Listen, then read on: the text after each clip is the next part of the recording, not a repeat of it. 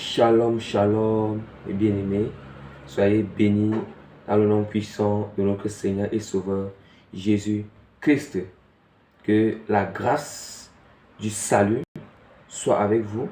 La grâce des 9 fruits du Saint-Esprit, l'amour, la joie, la paix, la patience, la bonté, la bienveillance, la tempérance et la fidélité.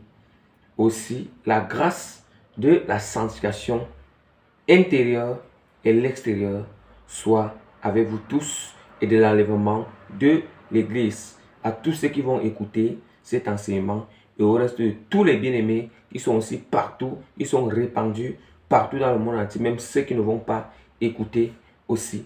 Donc, mes bien-aimés, en toute chose, nous devons toujours abandonner ou recommander tout ce que nous faisons entre les mains de notre Seigneur et Sauveur Jésus-Christ.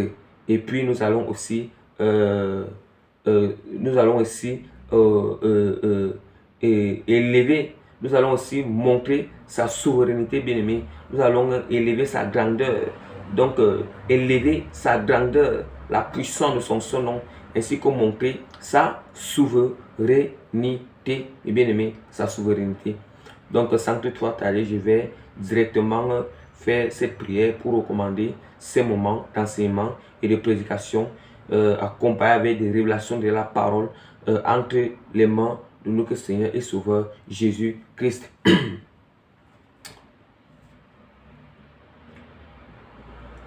Éternel, mon Dieu, mon roi, Père Tout-Puissant, Dieu d'Abraham, Dieu d'Isaac, Dieu de Jacob, Seigneur Jésus-Christ, toi qui es celui qui ouvre et personne ne ferme, toi qui es celui qui a la clé dans ta main, tu es celui donc, Seigneur Jésus-Christ, tu as une épée aiguë à 2 tranchants dans ta bouche, qui sort de ta bouche, afin de juger le peuple. Seigneur Jésus-Christ, mon roi, mon sauveur, Père Tout-Puissant, je bénis ton son et te rends infiniment grâce, Père, parce que tu m'as encore accordé la grâce de venir encore enseigner aujourd'hui, Seigneur. De venir enseigner aujourd'hui, Seigneur, tout ce que tu m'as donné, ce n'est que ça que je viens enseigner, Père Tout-Puissant. Éternel, mon jour, mon Seigneur, Père, je te dis merci, Père, parce que tu es en train de sauver les âmes partout dans le monde entier. Tu es en train de répandre ton esprit de repentance sur tous les bien-aimés partout dans le monde entier. Tu es en train d'amener une conversion en masse, Seigneur. Éternel, mon Dieu, Père Tout-Puissant, je t'en supplie, Seigneur, de prendre total contrôle, Seigneur, dans ces moments d'enseignement. Père, je t'en supplie, Seigneur, de prendre total contrôle. Père, tu es dans ta parole, ce n'est ni par notre propre puissance, ni par notre force, mais c'est par l'Esprit, Père. Tu dis encore, c'est dans ta parole. Nous ne pouvons rien faire sans toi, Seigneur Jésus. Voilà pourquoi je t'implore maintenant, Seigneur Père. Viens activer, Seigneur. Prends total contrôle à moi, Père. Que ta puissance me saisisse, Seigneur. Saisis mon âme, Seigneur Père Tout-Puissant. Saisis mon esprit, Seigneur Père Tout-Puissant, Seigneur. Embrase-moi, Seigneur. Remplis-moi puissamment, Seigneur. Remplis-moi, c'est de la tête jusqu'aux pieds, Seigneur. Prends total contrôle à moi, Seigneur. Que la chair se taise et que ton esprit prenne total contrôle, Père. Éternel, mon Dieu, moi, Seigneur Père Tout-Puissant, Seigneur. Je t'implore, Seigneur. Remplis-moi, c'est de la tête jusqu'aux pieds, Seigneur. Remplis-moi de la tête jusqu'aux pieds, Seigneur. Guide ma langue, Seigneur. Conduis-moi dans toute la vérité pendant cet enseignement, Seigneur. Conduis-moi, c'est dans toute la vérité, Père Tout-Puissant, Seigneur. Au nom puissant de notre Seigneur et Sauveur Jésus-Christ, Père. Prends total contrôle à moi, Seigneur. Prends total contrôle à moi, Seigneur. Que tout esprit, c'est des distractions, Seigneur, de tromperie, de mensonges, d'erreurs. Seigneur, je chasse tous ces esprits, Seigneur. Je les soumets sous ton autorité maintenant, Père. Au nom puissant de Jésus.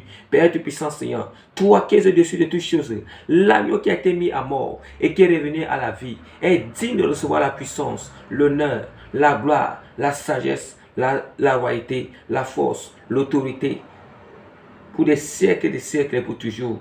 Amen. Seigneur, t'implore de m'accorder la foi du début jusqu'à la fin. Au nom puissant de notre Seigneur et Sauveur Christ, Père. Sécurise tous les bien-aimés, Seigneur, protège-les, Seigneur. Père, je t'en supplie, Seigneur, protège-les, Seigneur. Au nom puissant de notre Seigneur et Sauveur Jésus-Christ. Amen. Mes bien-aimés, sans toutefois tarder, par la grâce que le Seigneur m'accorde, je me présente comme le plus petit des serviteurs de Dieu, comme le plus petit des serviteurs et le plus petit et le moindre des serviteurs de Dieu, votre frère, votre humble frère que le Seigneur a appelé dans le ministère, votre humble frère que le Seigneur a appelé dans le ministère de l'apôtre, le ministère apostolique de l'apôtre Prémice Régis, mes bien-aimés. Donc, mes bien-aimés, le Seigneur m'accorde encore la grâce aujourd'hui de venir continuer avec l'enseignement précédent que nous avons commencé la foi, une foi authentique, une foi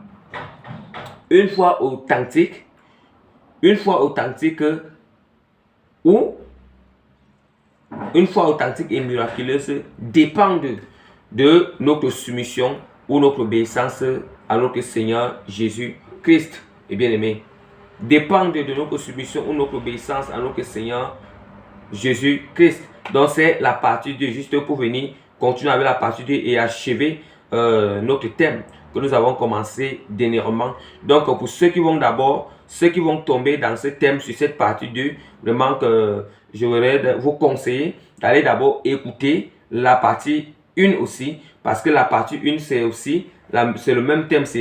Vous pouvez cliquer sur une foi authentique et miraculeuse et liée à l'obéissance ou la soumission à Dieu. Donc partie 1, donc c'est écrit partie 1, vous écrivez partie 1. Donc mes bien-aimés, nous savons que dernièrement, nous avons d'abord parlé, parce que c'est toujours bien de faire un rappel. C'est toujours bien de faire un rappel afin de faire un rappel, afin de connaître où est-ce que nous partons, où est-ce que nous allons. Et bien aimés, nous savons que nous avons parlé que notre thème avait un peu plusieurs, notre thème avait beaucoup de sous-titres dans notre sommet, mes bien-aimés. C'est pour ça que je vais rapidement annoncer encore notre sommet, mes bien-aimés. Nous savons que notre thème était porté sur le sommet, notre thème était porté sur, on avait parlé, qu'est-ce que la foi? Dernièrement, on avait parlé, qu'est-ce que la foi? Et nous avons développé, voilà pourquoi j'ai conseillé que ceux qui vont tomber directement sur cette vidéo, vraiment allez aussi, je vous conseille, je vous exhorte d'aller aussi dans la partie 1. Donc la partie 1, vous allez voir, c'est là où il y a les débuts là-bas. Nous avons vu en petit temps, qu'est-ce que la foi? En petit 2, nous avons parlé des types de foi. En petit 2, nous avons parlé les types de foi. Maintenant, sur les types de foi, on a vu en grand tas la foi simple. Nous avons prêché et enseigné les profondeurs par la grâce du Saint-Esprit. Qu'est-ce que signifie la foi sainte? Mes bien-aimés, qu'est-ce que signifie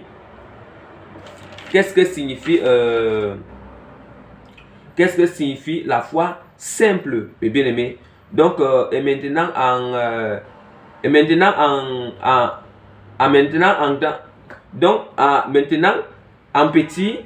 en petit b, nous allons parler aujourd'hui de la foi composée ou authentique. La foi composée ou authentique. Maintenant, plus rapidement, la foi composée ou authentique.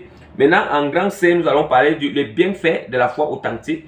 Et en grand D, les inconvénients ou la conséquence majeure d'une foi simple qu'on a vu dernièrement. Donc, bien aimé, plus rapidement, nous commençons avec, nous sommes sur les types de foi. On était sur le grand B qui était les types de foi, mes bien-aimés. Et le petit A, on avait vu la foi simple, dernièrement, on a prêché, on a enseigné sur ça. Aujourd'hui, directement, nous tombons sur la foi composée ou authentique. C'est ça que nous allons enseigner aujourd'hui, mes bien-aimés. Mes bien-aimés, c'est déjà quoi la foi composée ou authentique, puisque nous ne pouvons pas déjà prêcher sur la foi composée ou authentique si c'est que donc cette foi composée authentique est toujours miraculeuse. C'est toujours une foi miraculeuse. Donc on ne peut pas prêcher ou enseigner sur ça si déjà je vous attire pas par la grâce que le Seigneur m'accorde. Je ne vous attire pas l'attention pour connaître déjà qu'est-ce que signifie déjà la foi authentique, la foi miraculeuse. La foi authentique est toujours une foi authentique, une foi miraculeuse ou une foi composée, mes bien-aimés, Qu'est-ce que ça signifie? C'est une foi, mes bien-aimés, selon que vraiment que le Seigneur, l'Esprit du Seigneur m'a donné en ce qui signifie, m'a révélé, m'a enseigné les profondeurs par rapport à cette foi que, et comme je l'ai noté, c'est une foi qui se pratique. C'est une foi qui se pratique. C'est une foi qui se pratique ou accompagnée par la vertu et l'obéissance. Oui. Voilà la foi composée qui est toujours la foi miraculeuse ou la foi authentique. La foi composée ou authentique et miraculeuse. Qu'est-ce que ça signifie? C'est une foi qui se pratique ou accompagnée par la vertu et l'obéissance. Oui. Bien-aimé, là-bas, il n'y a rien à faire. C'est une foi qui se pratique ou accompagnée par la sainte vertu du Seigneur et l'obéissance en Dieu. Et l'obéissance en Dieu, mes bien-aimés. Et nous savons que c'est en respectant, nous savons qu'une foi qui est pratiquée dans la sainte vertu et dans l'obéissance, c'est en respectant les principes, les préceptes, les commandements du Seigneur. C'est en gardant la parole de notre Seigneur et Sauveur, Jésus-Christ. Nous sommes d'accord, mes bien-aimés. Nous sommes d'accord sur ce point. Nous sommes d'accord. C'est une foi qui est accompagnée. Bien-aimés, voilà la foi miraculeuse, la foi composée, la foi authentique. Et nous savons que une fois, nous savons que ce qui est simple, ce qui est composé, nous savons que ce qui est composé, nous savons que quelque chose qui est composé est complexe. Et nous savons que ce qui est complexe, ça veut dire que ça regorge l'ensemble de plusieurs éléments. Ça regorge l'ensemble de plusieurs éléments, ou bien ça constitue à l'intérieur de ça, il y a beaucoup d'éléments qui sont à l'intérieur de ça. C'est ça dont on appelle la foi composée, la foi miraculeuse ou la foi authentique. Contrairement à la foi simple que nous avons parlé l'autre fois, et nous avons dit que la foi simple, c'est une foi qui se pratique dans la désobéissance, dans le péché. Dans la désobéissance, dans le péché. Et nous savons que la foi simple, il n'y a pas de vertu dans cette foi. Il n'y a pas de vertu parce que celui qui pratique dans le péché, ça veut dire que automatiquement, il n'y a pas de vertu de Dieu en lui. Il n'y a pas de vertu du Seigneur en sur cette personne. Donc, bien aimé, nous savons que quand nous parlons de sanctification, bien aimé, oui, juste, parce que nous savons déjà que quand nous parlons de sanctification, l'obéissance et les saintes vertus, nous savons que quand nous parlons de la sanctification, de l'obéissance, quand nous parlons de la sanctification, on fait référence, on parle de l'obéissance et la sainte vertu. C'est très clair. On ne peut pas parler de sanctification. Dans la sanctification, il y a ce qu'on appelle, il y a l'obéissance et les saintes vertus à l'intérieur. Les saintes vertus à l'intérieur, mes bien-aimés, qui ne sont que les bonnes œuvres. Qui ne sont que les bonnes œuvres, mes bien-aimés. La foi et les saintes vertus, ce n'est que ça. Ce ne sont que des éléments, ce ne sont que les bonnes œuvres. Ce ne sont que les bonnes œuvres, contrairement à la foi simple. La foi simple, il n'y a pas les bonnes œuvres dans la foi simple. Hein? Ou bien même les bonnes œuvres sont limitées dans la foi simple. Et bien aimé, on faut aussi, bien aimé, nous savons aussi que, faire les bonnes œuvres, c'est pratiquer quoi? La parole de Dieu. Faire les bonnes œuvres, c'est pratiquer la parole de notre Seigneur et Sauveur. Donc, cela nous demande, et nous savons que cela nous demande beaucoup d'efforts. Cela nous demande beaucoup d'efforts. Cela nous demande notre effort. Ça nous demande seulement notre part d'effort. Notre part d'effort et la grâce de Dieu en appui. Eh bien aimé, ça veut dire qu'on ne peut pas avoir une foi miraculeuse authentique ou une foi miraculeuse composée ou authentique, si c'est que on ne fait pas pas d'effort de mener cette vie d'obéissance, cette vie cette vie dont on fait la volonté du Seigneur, de mener une vie. Maintenant, la grâce de Dieu se joint à notre effort. La grâce de Dieu se joint à notre effort. Donc, nous comprenons? La grâce de Dieu se joint à notre effort. Bien aimé. La grâce du Seigneur, oui, la grâce de Dieu se joint à notre effort. Disons peut-être par exemple, celui qui a envie de pratiquer la parole du Seigneur, hein? Disons peut-être par exemple, celui vraiment qui va entrer dans le royaume des cieux, hein? Qui va entrer dans le royaume des cieux.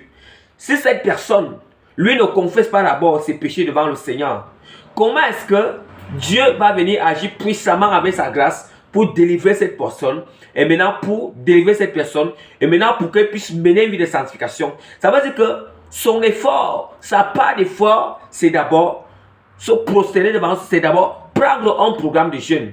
Prendre un programme de jeûne et confesser ses péchés, se repentir devant le Seigneur. Voilà sa part d'effort. Maintenant, Dieu vient à faire sa grâce. La grâce de Dieu vient pour accomplir toutes choses. Pour accomplir toutes choses. Oui, les gens disent toujours que vraiment c'est dur. C'est dur. C'est dur.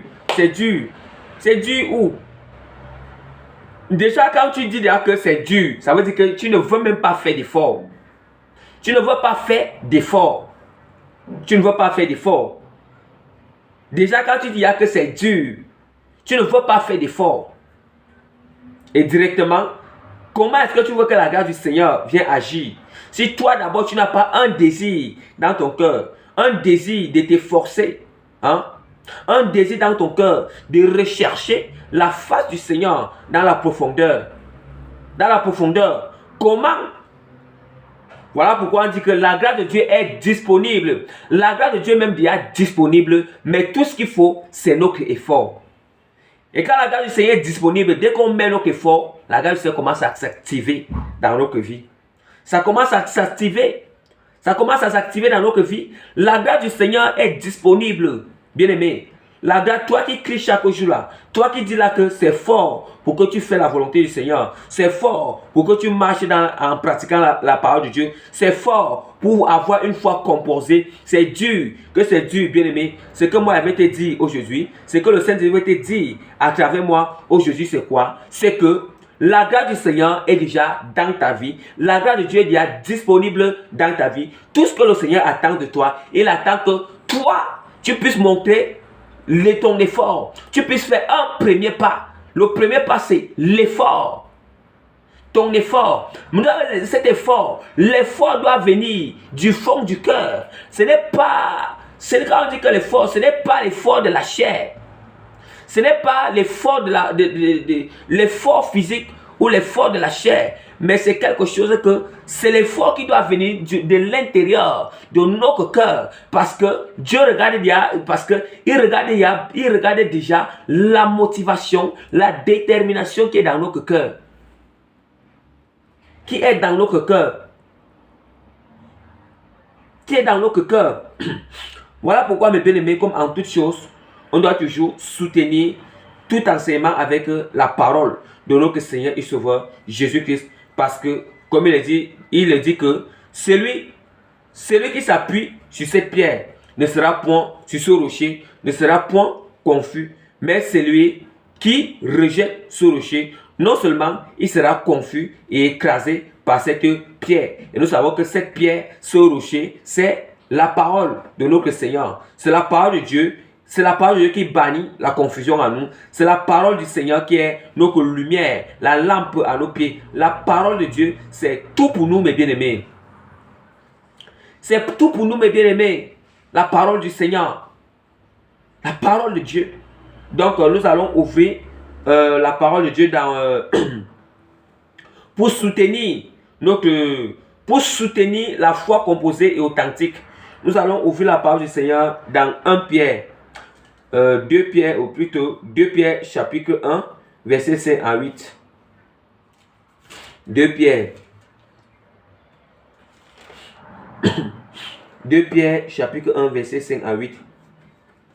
À cause de cela, écoutez bien. À cause de cela, faites tous vos efforts pour joindre à votre foi la vertu et pour joindre à votre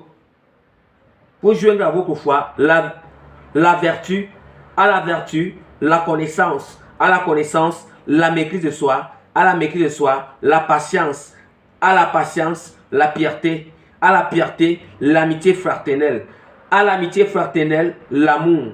Car si ces choses sont en vous, ils sont avec abondance. Elles ne vous laisseront point oisifs ni stériles pour la connaissance de notre Seigneur Jésus-Christ. Mais celui en qui ces choses ne sont point est aveugle. Il ne voit pas de loin. Il a mis en oubli la purification de ses anciens péchés. Bien-aimés, nous-mêmes, nous écoutons la parole. On entend la parole. Parce que je repasse toujours la deuxième fois afin d'enseigner les profondeurs, de prêcher les profondeurs par la grâce que c'est le Saint-Esprit qui entre avec moi dans les profondeurs. Ce n'est pas moi-même, ce n'est ni pas ma propre force, mais c'est le Saint-Esprit. Et voilà, toute la gloire revient toujours à notre Seigneur Jésus-Christ. Toute la puissance, toute la reconnaissance, la gratitude, tout cela, les profondeurs, les enseignements, ça revient à notre Seigneur et Sauveur Jésus-Christ. Toutes les acclamations lui reviennent toujours, mes bien-aimés. Donc, mes bien-aimés, voici. La parole de Dieu nous dit que à cause de cela, faites tous vos efforts pour joindre à votre foi la vertu. Écoutez bien. À cause de cela, faites tous vos efforts pour joindre à votre foi la vertu. Qu'est-ce que la parole du Seigneur nous dit ici? Ça veut dire que la parole de Dieu la parole de Dieu nous montre bien que la foi est là. Ça veut dire que la foi est là. Vous voyez déjà? Ça veut dire que la foi simple, voilà déjà, on connaît bien que la foi simple est déjà là. Maintenant, pour que la foi soit composée, qu'est-ce qu'il faut? Voici ce qu'on nous demande de joindre à notre foi pour que la foi soit composée. Et bien aimé, pour que la foi soit composée, qu'est-ce que signifie la vertu? Pour joindre à votre foi la vertu. La vertu c'est quoi? La vertu c'est la la modestie. Hein? La modestie, la vertu c'est être un modèle. Voilà. La vertu c'est être un modèle. Pour chercher, pour parler plus simplement, la vertu c'est quoi? Être un modèle. Tu es un modèle de quoi? Un modèle de ce que tu as mis la foi. Écoutez bien, faites de tout votre effort de joindre à votre foi la vertu.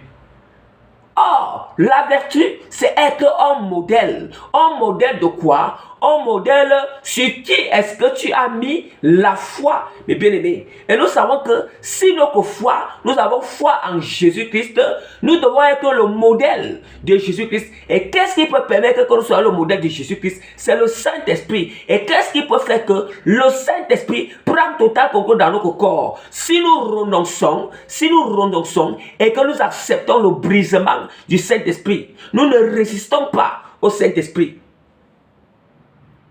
Et que nous ne résistons pas au Saint-Esprit, bien-aimés, nous ne résistons pas au Saint-Esprit. Vous comprenez là, mes bien-aimés?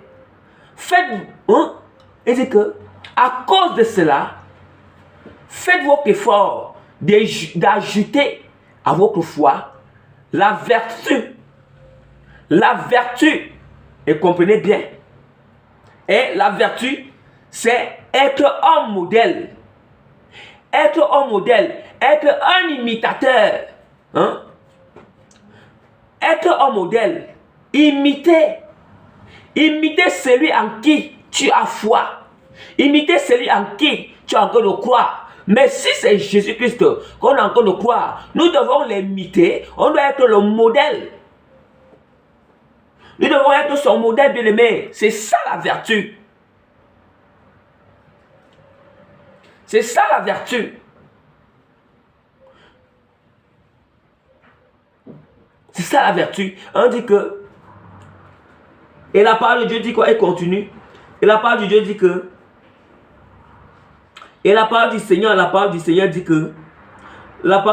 dit que, autant pour moi, excusez-moi, à cause de cela même, faites tous vos efforts pour joindre à votre foi la vertu, à la vertu, la connaissance. Vous comprenez? Vous comprenez déjà que la vertu vient d'abord avant la connaissance. À la vertu, la connaissance. Parce que c'est la vertu qui fait que la connaissance soit plus embellie en nous. Parce qu'on peut avoir toute la connaissance, mais si on a toute la connaissance et que nous ne mettons pas cette connaissance en pratique et qu'on n'a pas la sainte vertu en nous. Or, la sainte vertu qui est quoi? La sainte vertu qui n'est que le modèle. Bien aimé, notre connaissance ne sert à rien. Nous allons périr avec nos connaissances. Puisque nos connaissances déjà, au lieu de mettre la connaissance du Seigneur en pratique, nous allons périr. Et tout dépend. Nous comprenons. Et la parole dit qu'à la connaissance, la maîtrise de soi. Vous savez que la maîtrise de soi qui est la tempérance.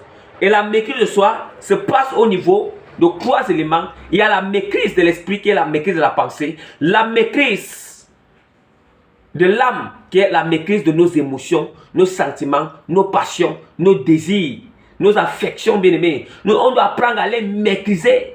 Maîtrisons-les. Maîtrisons-les bien-aimés. Il y a aussi la maîtrise de notre corps physique qui n'est que la maîtrise de nos actions, la maîtrise de notre langue, la maîtrise de nos actions, la maîtrise de notre langue, la maîtrise là où on doit fouler le pied, on ne doit pas fouler le pas, la maîtrise, la discipline de nos yeux, la discipline de nos yeux, la discipline de nos oreilles.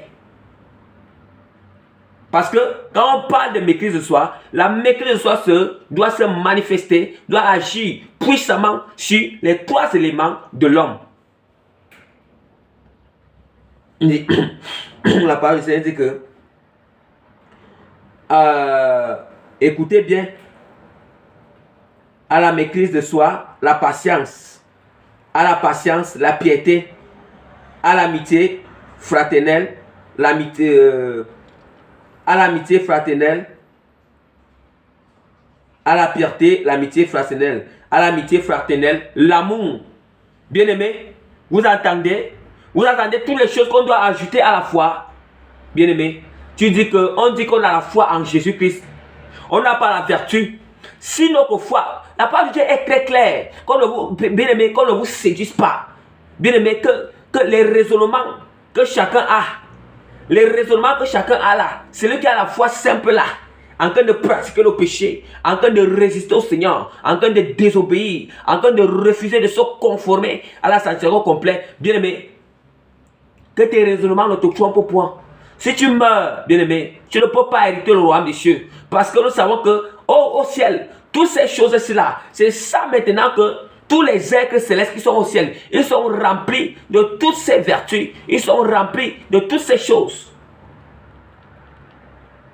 Tous les êtres célestes qui sont au ciel, c'est ça qui dégage en nous. Mais comment ces choses ne sont pas remplies en toi, mais tu veux qu'après ta mort, tu entres au ciel. Mais la parole de Dieu nous dit qu'on doit joindre à notre foi, bien-aimé. C'est pour ça que l'Esprit de Dieu vient vous dire aujourd'hui, bien-aimé, que celui qui ne va pas ajouter à sa foi, celui qui ne va pas ajouter à la foi la vertu, la connaissance, la maîtrise de soi, l'amour bien-aimé, la piété, l'amour, la piété, la patience, bien-aimé, l'amitié fraternelle, celui-là ne entrera pas dans le royaume des cieux.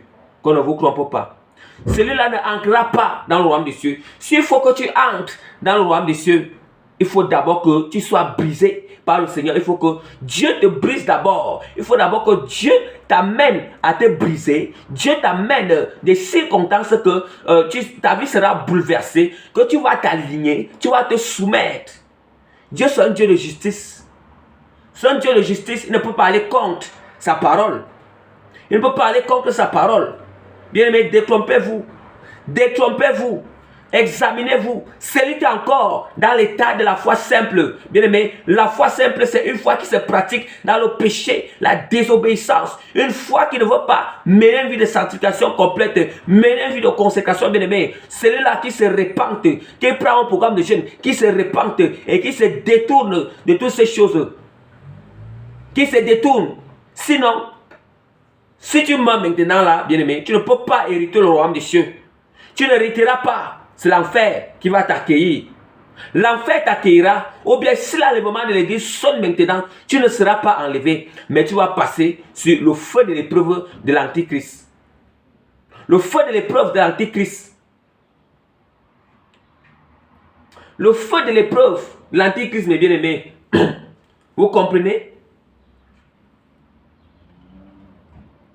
Voilà la parole du Seigneur. Voilà ce que signifie la foi composée. Voilà ce que signifie la foi composée, mes bien-aimés.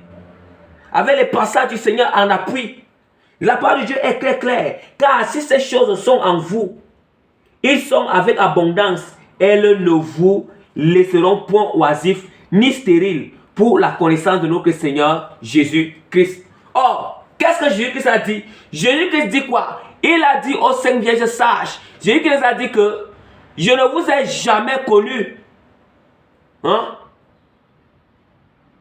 Je ne vous connais pas. Il dit que je ne vous connais pas. Il dit aux 5 vierges sages, aux 5 vierges folles que, autant pour moi, aux 5 vierges folles, que je ne vous connais pas. Et Jésus dit encore à tous les gens qui disent que j'ai fait les miracles, j'ai fait ceci, j'ai prophétisé, j'ai enseigné, j'ai fait tout ceci là, j'ai guéri, j'ai changé. Il dit que je ne vous ai jamais connu, vous qui commettez l'iniquité. La même parole, il dit à ces gens-là, la même parole. Jésus-Christ dit encore aux 5 vierges sages, allez dans Matthieu chapitre 25. Jésus-Christ dit que je ne vous connais pas. Oh, la parole de Dieu vient encore nous dire quoi ici? La parole de Dieu vient encore nous dire que, la parole de Dieu vient encore nous dire que, car si ces choses sont en vous, ils sont avec abondance, elles ne vous laisseront point oisifs ni stériles pour la connaissance du Seigneur. Ça veut dire quoi? Si ces choses ne sont pas pratiquées en nous, on ne connaît pas Dieu. Nous ne connaissons pas Jésus-Christ. Bien aimé, détrompez-vous. Celui qui dit qu'il connaît Jésus, il ne pratique pas sa volonté. Il ne fait pas sa volonté. Il ne l'a pas connu. Voilà pourquoi Jésus-Christ a dit au Seigneur que je ne vous connais pas. Et maintenant, il ferme la porte. Je ne vous connais pas. Le langage que Jésus dit que je ne vous connais pas signifie quoi? Ça signifie que parce que à leur foi, ils ont eu une foi, leur foi était une foi simple, une foi mitigée, qui est une foi qui est défavorable d'abord au Seigneur, une foi qui se pratique dans le péché, une foi qui se pratique dans le péché, dans la désobéissance, une foi qui n'est pas accompagnée avec une vie de consécration, une vie de sanctification. La même chose, comme Jésus que lui-même il a dit que je ne vous connais pas. La parole de Dieu vient encore nous dire ici que la parole de Dieu va encore nous dire dans 1 Pierre ici là. 1 Pierre chapitre 1 ici là. Le verset 8. La parole de Dieu nous dit que si ces vertus, toutes ces choses qu'on doit joindre à la foi sont en nous, on a la connaissance de Jésus-Christ. Mais si ces choses ne sont pas en nous, bien aimé, on n'a pas la connaissance de Christ. Nous ne connaissons pas Jésus-Christ, bien aimé. Il est temps de se réveiller. Il est temps de se réveiller. Il est temps de s'examiner. Quel état nous sommes? On a quel état d'âme devant le Seigneur? Pour connaître même notre état d'âme, c'est la parole de Dieu qui nous fait connaître notre état d'âme devant Dieu. Notre état d'âme devant le Seigneur. C'est la parole de Dieu. C'est la pratique de la parole de Dieu qui nous fait connaître notre état d'âme devant Dieu. Devant notre Seigneur Jésus-Christ. Vous comprenez? Vous comprenez, mes bien-aimés? Qui nous fait connaître les sokoriaba kata sokoriaba, les robokoto sokoriaba kata sakariaba. Oh, c'est ça qui nous fait connaître, et bien aimé, Saint-Esprit du Seigneur. La parole dit que, mais celui qui a ces choses, celui qui n'a pas, écoutez bien, celui qui n'a pas ces choses est aveugle, bien aimé. Il est aveugle. Et nous savons qu'on nous dit que la parole du Seigneur, le psaume 120 nous dit que la parole de Dieu est une lumière à nos pieds et une lampe à nos pieds.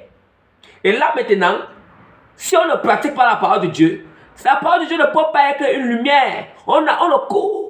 Tu peux connaître tous les versets dans la tête, par cœur. Mais si tu ne les pratiques pas, bien-aimé, c'est là, si je ne les pratique pas, la parole de Dieu ne peut pas, ça ne peut pas jouer la fonction de lumière dans ta vie. Non, ça ne peut pas. Tu peux bien connaître, c'est bien. Pour un premier temps, il faut d'abord connaître les paroles de Dieu en tête et à cœur. Maintenant alors, pour un deuxième temps, il faut les mettre en pratique. Mais si tu ne mets pas en pratique, tu ne mets pas ces choses-là en pratique, la parole de Dieu là maintenant, ça ne peut pas être une lumière. Une lampe sur tes pieds, bien-aimé, détrompe-toi. Et voilà pourquoi le Seigneur dit que si ces choses, voilà pourquoi la parole de Dieu dit que, mais celui qui n'a pas, celui en qui ces choses ne sont point, est aveugle. Il est aveugle, il ne voit pas de loin. Il ne voit pas de loin. Voilà pourquoi ceux qui ne veulent pas, c'est les saintes vertus. L'obéissance n'est pas en eux, bien-aimé. L'amour du Seigneur, fraternel, bien-aimé. Le Seigneur dit ici que il y a certains qui disent souvent que mais j'ai la foi, j'ai aussi l'amour, non. J'ai mon prochain comme moi-même. J'ai la foi, j'ai aussi l'amour. En oubliant les vertus. Or, la parole de Dieu nous dit que, la parole de Dieu nous précise que, ajoute à cette foi l'amour et la vertu. Et nous savons que la vertu, c'est une manière, c'est la sanctification, la consécration, la sanctification, l'intérieur pur et l'extérieur pur. Nous le connaissons très bien.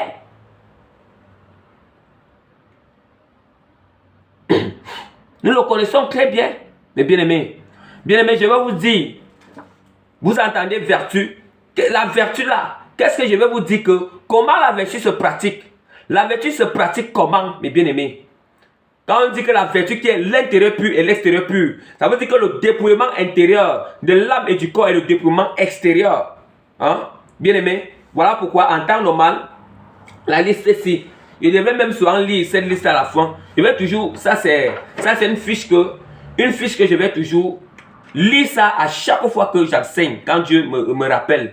À chaque fois que j'enseigne, je vais toujours lire cette liste. Et voici comment la sainte vertu se pratique en se dépouillant de tous les œuvres qui sont dans cette liste. Ça veut dire que intérieur et extérieur. Intérieur et extérieur. En temps normal, je devais souvent lire ça à la fin. Mais comme on est en train de prêcher quelque chose en ce qui concerne la vertu entre là, je suis obligé de lire ça. Pour pratiquer la vertu, il faut se dépouiller, il faut se débarrasser, il faut te détourner de toutes ces œuvres-là. Nous commençons. Bien aimé, fiche de rappel des œuvres. Fiche de rappel des œuvres des ténèbres. Fiche de rappel et les choses du monde des ténèbres que nous devons dépouiller. Nous devons dépouiller dans notre cœur. Dans notre cœur, ça veut dire que l'âme et l'esprit, et dans notre corps, le corps physique, pour entrer dans le royaume des cieux, bien aimé, et échapper à l'enfer. Si on ne dépouille pas de ces choses dans notre intérieur, notre extérieur, bien aimé, on ne peut pas échapper à l'enfer. Et maintenant, l'enfer va nous accueillir. Mais si on se dépouille de ces choses, on va entrer dans le royaume des cieux. C'est là maintenant la sainte vertu sera revêtue en nous. Bien aimé, je vais les lire rapidement, très rapidement, parce qu'il faut toujours les lire, parce que tous les nouveaux, toutes les personnes qui vont tomber toujours dans les... ils vont toujours écouter cela. Bien que j'avais apprécié ces choses dans les enseignements que fuit le péché et tout ça. Bien aimé, partie 1, le dépouillement et la sanctification intérieure. Ça veut dire que la sanctification du cœur, de l'âme et de l'esprit. Bien aimé, on doit se dépouiller. Toutes ces choses, quand elle cite ces œuvres, s'il y a ces choses en nous, bien aimé, on ne doit sauf que se repentir. Repentons-nous, on doit se repentir. On doit se dépouiller de ces choses en nous. Si on ne se dépouille pas, vraiment bien aimé, c'est grave. C'est très sérieux. On ne peut pas entrer dans le royaume de Dieu si on meurt. L'ennemi va venir prendre notre âme pour descendre avec notre âme en enfer. On doit se dépouiller à l'intérieur. Ça veut dire que le corps, le cœur, l'âme et l'esprit, la colère, le mensonge, l'orgueil, le refus de pardonner, l'impudicité spirituelle et physique, l'impudicité spirituelle et physique, la double vie, l'inceste spirituel et physique, la pédophilie, le lesbianisme, les avortements, le regard, l'égoïsme, l'ingratitude, la déloyauté, l'infidélité, le vantardisme, le mépris, le blasphème, la calomnie, l'emportement, traître, aimer le plaisir, et aimer le plaisir, le divertissement et la distraction a dépassé Dieu. L'idolâtrie, la magie, la sorcellerie, le maraboutisme, la rivalité, les querelles, les jalousies, l'animosité, disputes, divisions, les sectes, l'envie, l'ivrognerie, l'excès de table, la rancune, la convoitise, la vengeance, la bestialité, le meurtre, les drogues, la cigarette, le divorce, le vol, l'homosexualité, l'autosuffisance, l'autosatisfaction, la paresse, la gourmandise, la convoitise du monde, le concubinage, la pornographie, les positions des films pornographie, la masturbation, l'éjaculation au sol, les objets sexuels, l'utilisation des objets sexuels, l'apostasie, les fausses doctrines. Bien aimé, voilà ce qui concerne le déploiement des choses intérieures. On doit se dépouiller de toutes ces choses. Ça veut dire que du cœur, dans l'âme et dans l'esprit, on doit se dépouiller, on doit se repentir. Si on ne se repent pas de ces choses, bien aimé, celui qui continue encore à pratiquer ces choses, bien aimé, je te l'assure,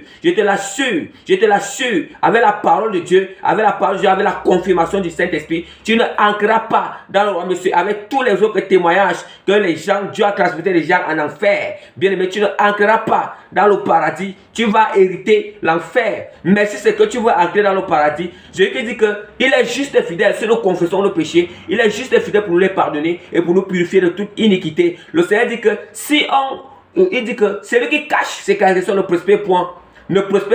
Mais celui qui les avoue et délaisse obtient miséricorde, bien aimé. Si tu avoues ces choses, prends un programme de jeûne. Si tu avoues toutes les choses que tu es en train de pratiquer, ces choses-ci, devant le Seigneur Jésus-Christ, il va te pardonner et que tu délaisses, il te pardonnera. Et maintenant, lui va t'avoir le Saint-Esprit. Ne dis pas que beaucoup de choses on va faire comment pour que, non. Dieu, tout est possible devant le Seigneur. Si tu décides de pratiquer ces choses, d'entrer dans le royaume de Dieu, prends un programme de jeûne, confesse tes péchés, demande au Seigneur. Pardon au Seigneur, demande le pardon au Seigneur, la miséricorde du Seigneur et détourne-toi. Et Dieu va t'avoir le Saint-Esprit. Le Saint-Esprit va te donner une puissance de dominer ce péché, de ne plus pratiquer ces choses. Si et seulement si tu es sincère, tu te détournes. Bien-aimé, voici la partie 2. Le dépouillement et sanctification du corps physique ou extérieur. Ici maintenant, ici, c'est la sanctification complète. Hein. Si les deux, l'intérieur et l'extérieur n'est pas pur, tu ne peux pas entrer dans le royaume de Dieu. Qu'on ne te trompe pas. Et si même l'extérieur n'est pas pur, si l'extérieur n'est pas déjà pur, c'est à cause de la convoitise qui est dans le cœur. Je vais citer dépouillement et sanctification du corps physique ou l'extérieur. Et bien aimé, voici ce que on doit se dépouiller sur notre corps. Parce que notre corps est le temple du Saint-Esprit. Bien aimé, on doit se dépouiller de quoi? Les chaînes, les bracelets, les boucles d'oreilles, les bagues. Les bagues, que ce soit les bagues de mariage ou les bagues de fiançailles ou les simples bagues que nous mettons, on doit se dépouiller de ces bagues. Tout ça, ça vient des sirènes, ça vient du monde des eaux. Et voilà pourquoi il y a donc on doit se dépouiller de ces choses. Le Seigneur n'aime pas ces choses. Le Seigneur n'aime pas ces choses. Le Seigneur n'aime pas ces choses. Les chaînes aux pieds, les boucles au nez. Les boucles au nez, les boucles dans les parties intimes, les boucles au nombril, les boucles vraiment dans les parties intimes au nombril, les parfums, oui, les parfums que vous utilisez là, les parfums là, n'utilisez plus les parfums, vous êtes là, vous mettez les parfums en vous, c'est pour ça que vous avez les couches de nuit, vous avez les parfums en vous, la séduction, hein, la séduction, vous mettez les parfums en vous, ça sont des choses qui amènent en enfer, celui qui met le parfum c'est l'enfer, bien aimé, si tu meurs en mettant les parfums en toi c'est l'enfer. Les produits cosmétiques, le tatouage, les produits cosmétiques, nous savons déjà les produits cosmétiques là. Tous les produits cosmétiques là, nous connaissons déjà. Ils sont dans les parfumeries et tout ça. Oh, tous ces produits. Les tatouages au corps. Bien aimé, toi qui as le tatouage, meurs avec le tatouage. Tatouage au corps, les vernis, les faux ongles. Les faux ongles, les faux cheveux. Comme faux cheveux, on a les perruques, les mèches, les greffes de toute qualité, les laines, les tresses au fil nylon, les tresses compliquées, bien aimé. Si on n'enlève pas toutes ces choses en nous, bien aimé, encore ne vous trompe pas, tu n'hériteras pas le roi des cieux, tu n'hériteras pas, parce qu'à cause de toutes ces choses, la convoitise de ces choses est dans vos cœurs. Les cils artificiels que vous mettez là, vous venez encore ajouter sur vos yeux les cils artificiels, les lentilles de contact. Le Seigneur dit que malheur, celui qui conteste le Créateur, qui conteste son Créateur. Malheur, celui qui le conteste. Bien aimé. Et la parole de Dieu dit que la parole de Dieu dit que le potier, hein, le pot d'argile dit au potier, pourquoi est-ce que tu m'as fait ainsi? Pourquoi est-ce que tu m'as façonné ainsi? Donc ça veut dire que c'est nous, le pot d'argile, Dieu est le potier. Donc nous on demande au Seigneur, pourquoi est-ce que tu m'as créé comme ça pour le corriger? Pourquoi je m'as fait un qui pour corriger le Seigneur? Malheur, c'est lui qui corrige Dieu. Si on ne lève pas ces choses-là, c'est l'enfer qui va nous accueillir, bien aimé. Je vous assure, après la mort de tout un chacun, tout le monde qui a écouté ces enseignements ou d'autres messages quelque part, qu'on doit se dépouiller de ces choses et qui n'a pas fait cela, quand tu vas mourir, Dieu en enfer, Dieu va te montrer cet écran au carrefour. Dieu va te montrer à chaque fois qu'on a écouté ces enseignements ou écouté certains messages des sentinelles, bien aimés. Les lentilles de contact, les pantalons pour femmes, les femmes qui continuent à porter les pantalons. Continuez à porter les pantalons. Oui, continuez à porter les pantalons pour femmes. Oui, vous ne savez pas qu'il y a les femmes. Les pantalons, continuez. Le jour de ta mort, tu verras. Le jour de ta mort, tu verras. Dieu va te rappeler tous ces enseignements. Les collants, oui. Les collants, les cyclistes, les matelots sexy, les culottes des femmes sexy là. La femme, ni pantalon, ni culotte, vous ne devez pas mettre. Les vêtements transparents. Les vêtements transparents, on voit, ça veut dire que, comme si les vêtements transparents qui ont les filets, ou bien qui sont transparents, on voit comment, quelqu'un peut voir comment, quelle couleur du soutien que tu as porté dans ton dessous, à cause que ton vêtement est transparent, vous constatez, voit même ton corps, par la transparence de ton vêtement, on voit déjà ton corps, hein, vous voyez, voit déjà ton corps, voit déjà tout ce que tu as mis dans tes dessous, les sous-vêtements que tu as mis, ça c'est du n'importe quoi, celui qui fait ces choses, tu ne entreras pas dans le royaume des cieux. Dieu ce n'est pas un Dieu, Dieu c'est un Dieu pur. Les vêtements avec les motifs ou les marques sataniques. Les gens qui continuent encore à porter ces vêtements avec les motifs et les marques sataniques, bien aimés, enlevez ces choses. Enlevez-les. Les têtes de mort. Un vêtement qui est écrit diable, qui a les motifs sataniques, les marques sataniques là, bien aimés, il faut les enlever. Les pantalons jeans et destroy pour hommes. Les hommes peuvent porter les pantalons. C'est rien que les hommes qui portent les pantalons, mais les hommes ne doivent pas porter les pantalons jeans ni les destroy. Il y a des habits que Dieu nous spécialise. Quand on dit qu'on vit pour le Seigneur, c'est Dieu qui nous spécialise les habits que nous devons vivre. C'est ça qu'on appelle la sainte vertu. Il y a la vertu intérieure et la vertu extérieure. Les chaussures avec marque et motifs sataniques. La teinture, les femmes qui mettent des teintures. Les hommes et les femmes qui mettent des teintures. Continuez à mettre. Des hommes qui se cressent comme les femmes. Continuez à vous cresser. Mourez seulement un peu dans ces choses. Mourez dans ces choses. Vous connaîtrez que le Seigneur, vous connaîtrez que Dieu c'est un Dieu saint. On n'entre pas. Personne qui met ces choses n'entrera pas dans la vie sainte. Il a dit que dehors les chiens. Il a dit que les chiens seront dehors. Maintenant, le chien, c'est celui qui ne fait pas la volonté du Seigneur. Ce n'est pas moi qui ai dit, c'est la parole de Dieu dans l'Apocalypse. Que dehors, les chiens bien-aimés. Les chiens. Teinture n'importe quelle teinture, même si tu mets la teinture noire, c'est un péché. Teinture rouge de autre couleur, un péché. Voilà. Si tu veux connaître, voilà, examiner. Si tu mets là, tu peux examiner pour connaître ce que signifie vraiment la vertu que le Seigneur dit que ajouter à la foi la vertu qui est la sanctification complète. Voici ça. Voici ces listes-là ici que je viens de citer. Ça veut dire que si tu dis que tu as envie de mener alors une vie de vertu, voilà, pour mener une vie de vertu, il faut que tu te dépouilles de toutes ces choses. L'intérieur et l'extérieur. Il faut que tu te détournes. Tu enlèves tout ceci en toi. Bien aimé, je continue à prêcher la parole du Seigneur. Bien aimé, je vais ouvrir la parole du Seigneur dans Luc chapitre 17, versets 5 à 10. Luc chapitre 17, verset 5 à 10. Toujours des passages qui nous parlent, qui continuent toujours à nous parler la profondeur, la foi composée, la foi composée ou authentique, qui est aussi la foi miraculeuse. Bien aimé, je vais ouvrir la parole dans Luc chapitre 17.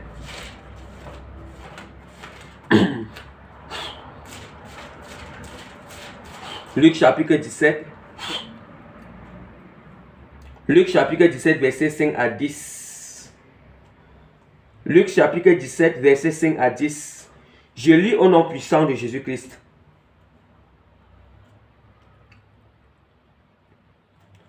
Les apôtres disent au Seigneur, augmente-nous la foi.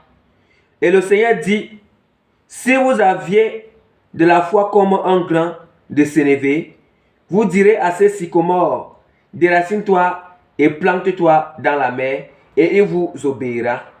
Qui de vous ayant un serviteur qui laboure ou paie les troupeaux, lui dira, quand il revient des champs, approche vite, mets-toi à table. Ne lui dira-t-il pas au contraire, prépare-moi à souper, serre-moi jusqu'à ce que j'ai mangé, bu. Après cela, toi tu mangeras et boiras. Doit-il de la reconnaissance à ce serviteur parce qu'il a fait ce qui lui a été ordonné? Ce qui a été ordonné, bien-aimé. Bien-aimé, ici, quand l'Esprit du Seigneur me donne les enseignements, il n'y a pas le hasard. Il vient confirmer avec sa parole. Il me donne l'enseignement, il me donne des passages bibliques en appui. Il n'y a rien d'extravagance. Bien-aimé, c'est ça. Je repasse toujours la deuxième fois pour prêcher le prophète, pour enseigner les profondeurs, des révélations qui sont derrière cette parole, mes bien-aimés. Bien-aimés, Jésus-Christ dit déjà comment? Les apôtres, ils disent au Seigneur, augmente-nous la foi. Augmente-nous la foi. Les apôtres disent au Seigneur, augmente-nous la foi. Bien-aimés, augmente la foi. La seule manière pour que notre foi soit augmentée, ce n'est que quoi? On doit mener une vie on doit joindre à notre foi la vertu, l'obéissance, l'amour, la consécration. C'est la seule manière d'augmenter notre foi. L'augmentation de la foi, c'est quand notre foi est authentique, notre foi est composée, notre foi est miraculeuse. Vous comprenez, mes bien-aimés? Il dit que les apôtres disent au Seigneur, augmente-nous la foi à Jésus-Christ, augmente-nous la foi. Et le Seigneur dit, si vous aviez la foi comme un grain de sénévé, vous direz à ces sycomores, déracine-toi et plante-toi dans la mer, et il vous obéirait. Et il vous obéirait. Vous entendez ce que le Seigneur Jésus dit? Il dit que si vous avez la foi comme un grain de sénévé, je vais revenir sur ce passage, mais je vais ouvrir un autre passage afin qui va nous soutenir ce qui me dit quand il dit que qu'est-ce que ça signifie que quand on a la foi comme un grain de sénévé? Bien aimé. Bien aimé, la parole du Seigneur, c'est comme David. David dit que Seigneur, tes ordonnances, tes exigences sont le thème. Ce sont les thèmes de mes thèmes directifs. Hein, mes bien-aimés. Et voilà,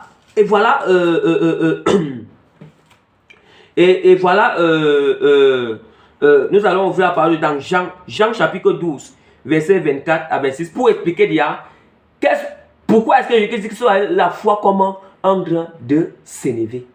Maintenant, je vais prendre un autre passage pour vous expliquer qu'est-ce que ça signifie si on a la foi comme un grain de sénévé. Pourquoi est-ce que Jésus prend cette parabole?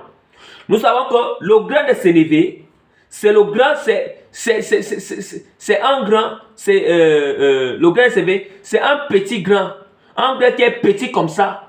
Mais lorsqu'on plante ces grains de sénévé, ça va faire comment? Ça va pousser.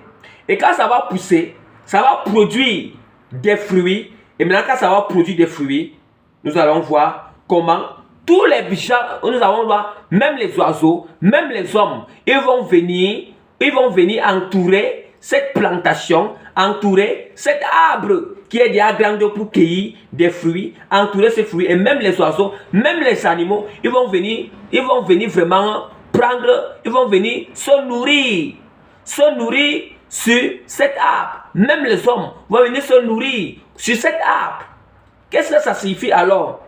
La parole de Dieu nous dit comment dans Jean chapitre 12. Jean chapitre 12, verset 24 à 26. Je lis au nom puissant de Jésus-Christ. En vérité, je vous le dis, si un grain de blé qui est tombé en terre ne meurt, il reste seul. Mais s'il meurt, il porte beaucoup de fruits. Vous entendez? Nous savons que le grain de blé aussi, le grain de blé est petit comme ça. Très petit. Le grain de blé est petit. Voilà pourquoi Jésus dit que si vous avez de la foi comme un grain de sénévé, un grain de sénévé ou la graine de moutarde, un grain de sénévé ou la graine de moutarde ou la graine de blé, le grain de blé. Voici maintenant ce que ça signifie que, en vérité, c'est la manière pour augmenter la foi.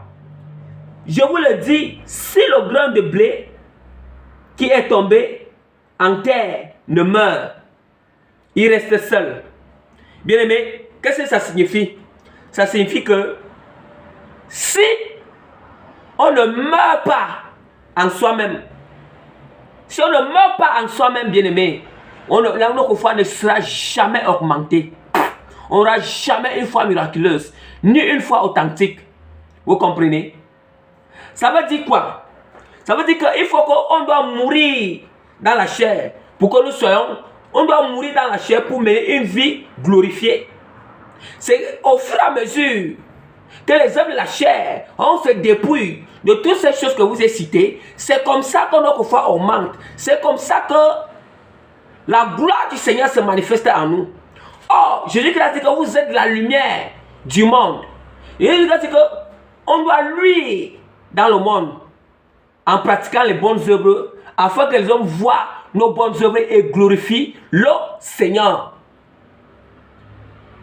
Comment est-ce qu'on va luire dans le monde si c'est que les péchés en nous ne sont pas crucifiés, les œuvres de la chair en nous ne sont pas crucifiées, les passions, les convoitises ne sont pas crucifiées en nous? Comment est-ce qu'on va luire si c'est que nous ne sommes pas dépouillés intérieurement et extérieurement, bien-aimés? Tu ne peux pas luire dans le monde. Tu ne peux pas luire. Il faut que l'intérieur doit être pur et l'extérieur pur. C'est la sainte vertu qui nous fait luire dans le monde. Qui nous fait luire dans le monde, bien-aimé. Nous comprenons. C'est pour ça que Jésus dit c'est que et maintenant, il dit que, mais s'il meurt, il porte beaucoup de fruits. Écoutez bien, il dit que si cette graine meurt, il porte beaucoup de fruits. La graine là, c'est qui? C'est nous les chrétiens. La graine que Jésus est en train de parler là, c'est nous les chrétiens. Cette graine de moutarde, graine de sénévé, graine de blé, c'est nous les chrétiens. C'est nous les chrétiens. Et nous savons que quand une graine est sémée au sol, nous savons que quand une graine est sémée au sol, la peau qui est sur cette graine, ça doit quitter. Quand la graine là va pousser, même quand ça pousse même déjà, quand nous voyons déjà le germe de cette graine, nous constatons que le germe là sort. Le germe là sort avec, il n'y a plus de peau sur ce germe. Et maintenant, après qu'il n'y a même plus de peau sur ce germe, ça commence à donner l'arbre. Après, ça va donner d'autres fruits. C'est ça qui veut dire que la manière qu'on enterre la graine, il faut que nous-mêmes on soit enterrés. Ça veut dire qu'il faut que nos péchés soient enterrés, nos convoitises soient enterrés, les œuvres de la chair en nous soient enterrés, notre chair soit enterrée encore davantage.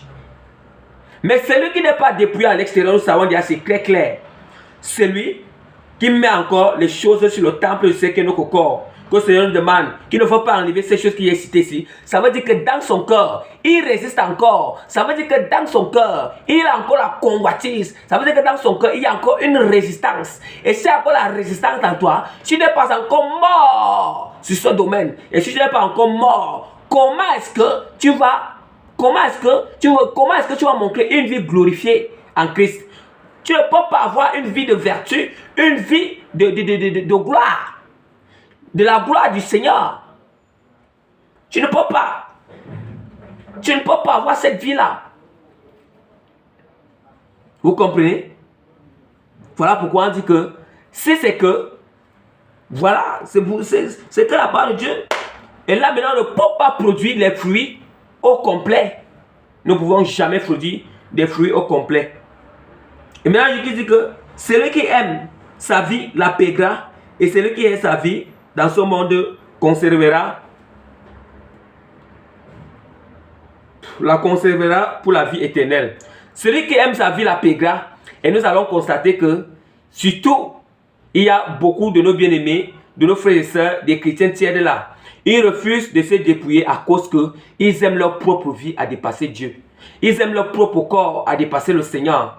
Ça veut dire qu'ils aiment ces choses. Ils aiment quand ils mettent encore les rouges à lèvres, ils mettent encore les maquillages, ils mettent encore ces maquillages-là, ils mettent encore toutes ces choses. Quand ils mettent encore ces greffes, ces faux cheveux, toutes ces choses-là, des chaînes, de tout ça. Parce que quoi? Parce que vous aimez encore vous-même. Vous êtes encore égoïste.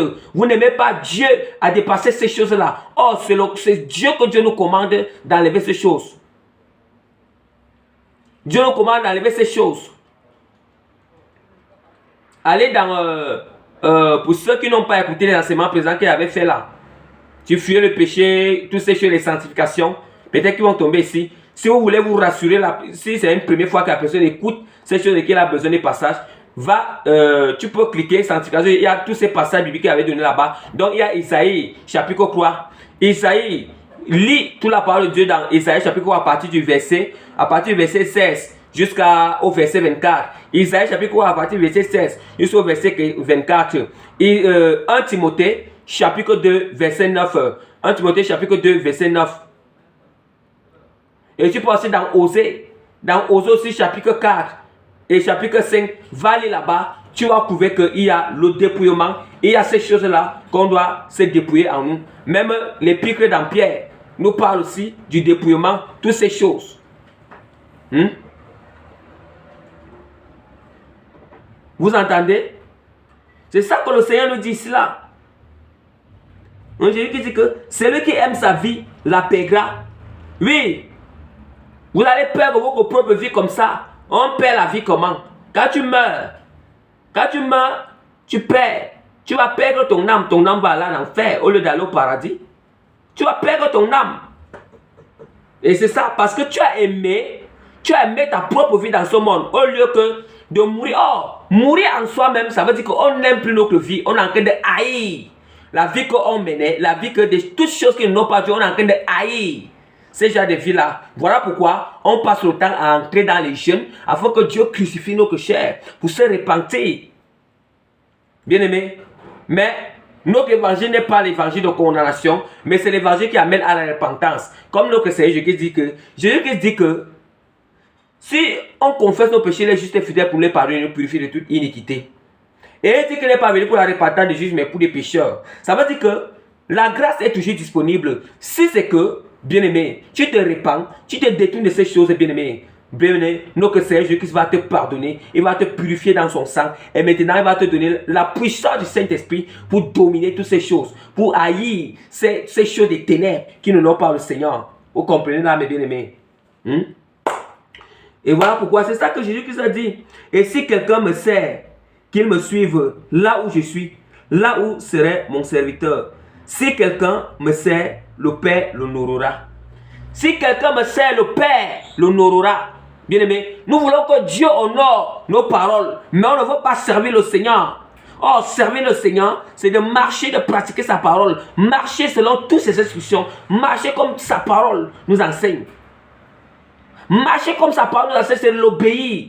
Mais on ne veut pas obéir à Dieu, mais nous voulons que Dieu nous honore. Dieu est très clair. On obéit à sa parole, il nous honore. La parole de Dieu nous dit que dans... la parole de Dieu nous dit dans...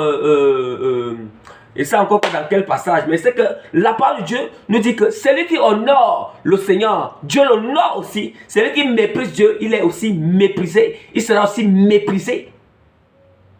Il sera aussi méprisé. Bien-aimé, nous blaguons. Je reviens très vite. Je reviens très vite sur notre passage. Là, on était dans Luc chapitre 17. Là, on disait, voulez vous expliquer. Là où les apôtres disaient que Seigneur, les apôtres disaient que augmente la foi. Et le Seigneur dit, si vous avez la foi comme un grain de sénévé, vous direz à cette sycomore, déracine-toi. Et c'est déracine. Vous avez déjà compris.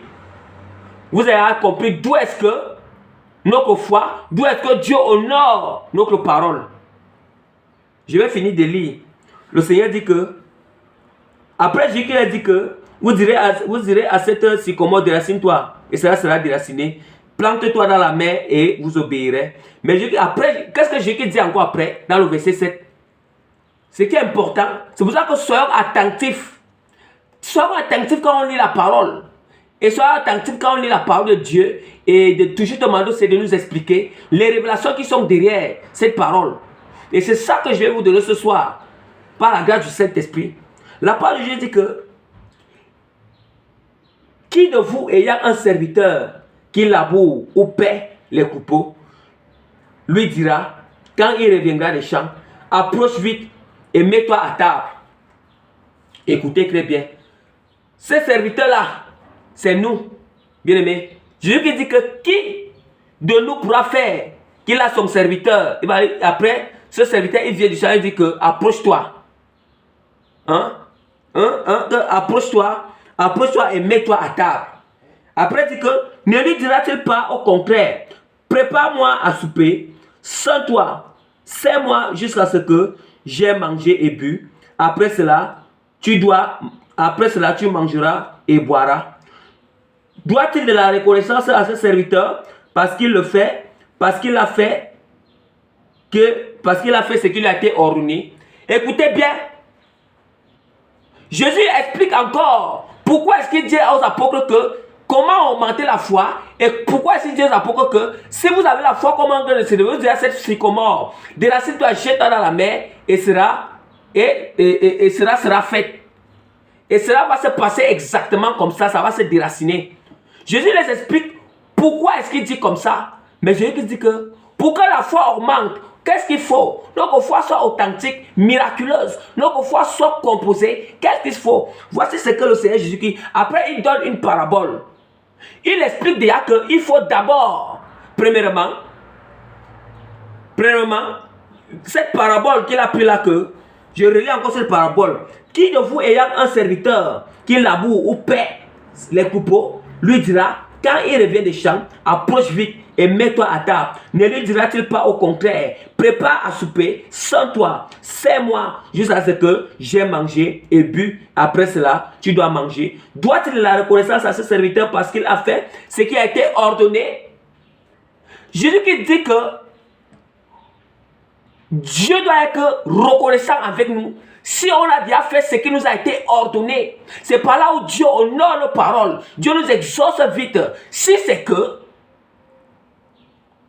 on a fait ce qui a été ordonné, il a pris cette parabole avec ses serviteurs qui sort du champ et qui finit d'abord de remplir toutes les règles. Il finit d'abord de remplir toutes les règles et les principes que son maître lui demande de faire avant qu'il va aussi manger. Il faut d'abord que premièrement, il est d'abord allé au champ. Il a fallu qu'il parte d'abord au champ. Il a fallu qu'il parte au champ après avoir qu'il est rentré du champ. Il a fallu qu'il doit manger, il doit préparer. Il doit faire à manger à son maître. Et maintenant, il faut d'abord que son maître finisse de manger. Après que son maître finisse de manger, c'est là où son maître exprime la gratitude et la reconnaissance envers son serviteur. Pour dire à son serviteur que vraiment, avec son serviteur, il exprime cette gratitude parce que son serviteur a fait ce que son maître lui a ordonné. Qu'est-ce que le Seigneur nous ordonne? Écoutez bien, pour que notre foi devienne comment? Notre foi devient vraiment, soit augmente, devient vraiment composée, authentique ou miraculeuse. Pour que notre foi vraiment devienne une foi comme le grain de moutarde. Qu'est-ce que Dieu nous ordonne? Dieu nous ordonne, on doit se dépouiller, intérieurement, extérieurement, comme je vous ai dit, ça veut dire que mener une vie de vertu, une vie d'obéissance.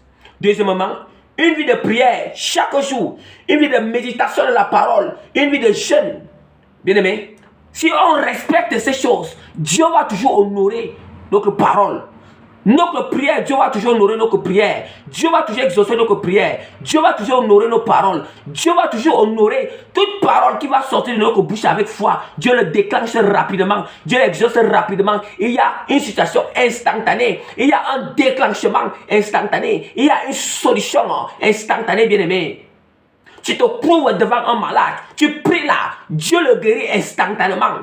Vous comprenez? Vous comprenez? C'est ça qui veut dire la foi qui augmente, la foi composée, la foi miraculeuse, la foi authentique. Vous comprenez? La parole de Dieu est très claire. La parole de Dieu est très claire. C'est pour ça que vous allez voir que vous qui n'êtes pas dépouillés là, vous qui ne menez pas de consécration, vous allez constater qu'il y a une limitation. Il y a une limitation de la puissance de Dieu sur certains domaines dans vos vies parce que vous-même, vous créez encore un propre blocage.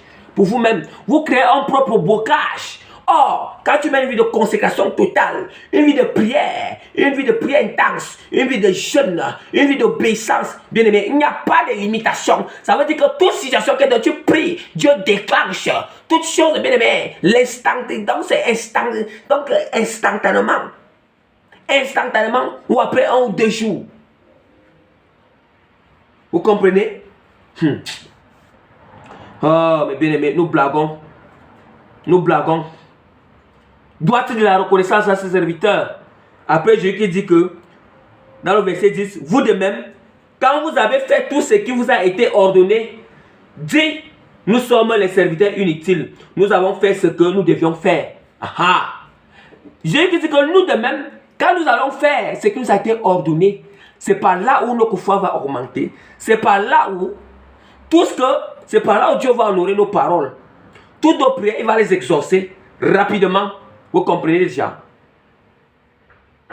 Vous comprenez déjà ce que la parole de Dieu veut nous dire par là? La parole du Seigneur veut nous dire, nous enseigne. Le Seigneur est en train d'enseigner. Qui a donné les révélations à travers moi de sa parole. Qu'est-ce que Jésus-Christ voulait dire? Qu'est-ce qu'il voulait dire ici? Qu'est-ce qu'il voulait dire dans cette parabole? Qu'est-ce qu'il voulait dire dans cette parabole? Bien-aimé, il n'y a pas la magie avec Dieu. Il n'y a pas la sorcellerie avec le Seigneur. Il n'y a pas ces choses avec Dieu. La seule chose qui est avec le Seigneur, ce n'est que respecte les principes du Seigneur. Aligne-toi, abandonne-toi au Seigneur. Même, il n'y a pas, même une vie de sanctification, bien aimé, tu vas voir. Moi, je conseille déjà, vous, les mamans là, vous qui avez les enfants là, je vous le conseille. Menez une vie de consécration, vous n'aurez plus besoin d'amener vos enfants à l'hôpital. Menez une vie de consécration, vous n'avez plus besoin, vous n'avez plus besoin d'amener vos enfants à l'hôpital. Bien aimé. Quand ton enfant commence, toi qui es une femme vertueuse, toi qui mènes une vie de sanctification complète là, quand tu te lèves dans la prière, tu lèves la prière une fois pour ton enfant, bien aimé, mais la maladie va fuir seule parce que il y a en toi une puissance en toi. Il y a une puissance. Et nous savons qu'une vie de vertu, de consécration, c'est une vie que c'est là maintenant, c'est ça. La foi qui a, pardon, une foi qui est comme la graine de moutarde, c'est une foi qu'on appelle la foi de Dieu. Ce n'est plus la foi en Dieu. Bien aimé, en ce stage-ci, quand tu arrives à ce stage, tu n'as plus la foi en Jésus-Christ, mais tu as la foi de Jésus-Christ. La foi de Dieu était quoi? Nous savons que la foi de Dieu était que quand Dieu savait que quand il va dire que la terre, Dieu savait que quand il va dire que la lumière soit et la lumière fut, la lumière va sortir. La foi de Dieu est comme ça. La foi de Dieu, c'est que je sais. Je sais. C'est plus que donc, je sais, c'est la foi du Seigneur. Je sais que ceci, dès que je vais prier, c'est à déclencher. Je sais que cette situation, je prie, c'est déclenché. Qu'est-ce que ça signifie? Qu'est-ce que signifie avoir la foi de Dieu? Avoir la foi de Dieu à cause que, quand tu mets une vie de vertu, une vie de consécration, parce que le Saint-Esprit vient revêtir totalement tout ton corps. Et quand il revêt totalement tout ton corps, voilà maintenant on dit que la foi de Dieu, parce que si tu ne vis plus pour toi, c'est le Saint-Esprit qui vit en toi, c'est lui qui glorifie, c'est lui qui est en train de se glorifier, c'est le Saint-Esprit qui est en train c'est Dieu même, Jésus-Christ qui se glorifie en toi, Jésus qui manifeste sa puissance en toi. Donc c'est là maintenant que quand tu arrives avec autorité, bien aimé, même si c'est quelqu'un, au nom puissant de Jésus-Christ, au nom puissant de Jésus, que ceci-là soit déclenché. C'est déclenché, ce n'est plus toi, mais c'est le Saint-Esprit qui est en toi. C'est Jésus-Christ qui habite déjà en toi. Il habite en toi, pourquoi? À cause de la sainte vertu, à cause de la vie, une vie vertueuse que tu mènes, une vie d'obéissance, une vie d'obéissance, une vie de sanctification. Vous comprenez? Et c'est là maintenant que, bien aimé, quand la foi et la vie, la foi et la vertu et l'amour se jouent, bien aimé, que ça se joue comme ça, quand ça se joue comme ça, bien aimé, n'aie pas peur. Quand tu sais que tu as une vie, quand tu sais que à ta foi, tu as déjà joué à ta foi, une vie de consécration, la sanctification, la vertu, l'obéissance, une vie de jeûne, de prière, de méditation de la parole, bien aimé. Bien aimé, quand tu es devant une situation, tu ne dois plus voir toi-même. Tu dois savoir que c'est Christ qui est en toi. Et tu dois savoir que rien ne doit être impossible sur cette situation. Même si c'est quoi? Même si on dit que celui-là, c'est l'handicapé ou c'est un infirme, bien aimé. Prends autorité. Prie, c'est plus toi. Même si on dit que c'est qui est devant toi. Même si c'est même quelle situation où ton enfant est malade. Ou bien c'est quelle difficulté, c'est quel problème. Bien aimé. Dieu te bête. Voilà pourquoi la parole dit que Dieu nous honore. Il nous honore parce que lui est derrière nous. Parce que Dieu ne peut pas nous honorer si on ne mène pas cette vie-là. Déclare, je proclame. Proclame avec foi et la parole dans la prière. Cela sera déclenché au nom puissant de Jésus-Christ. Ça sera déclenché. C'est ça qu'on appelle que tu as de la confiance.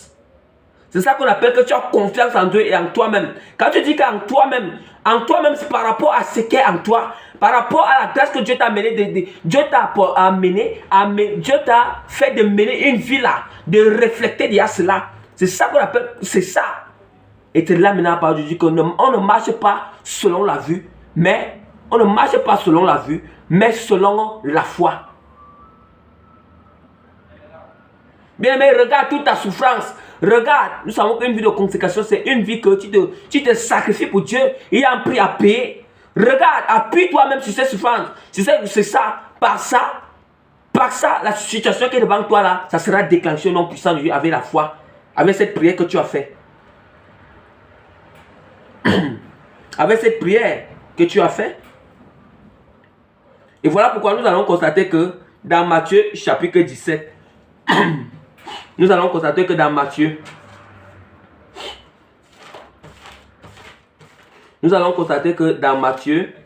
Matthieu chapitre 17, verset 14 à 20, je lis au nom de Jésus-Christ.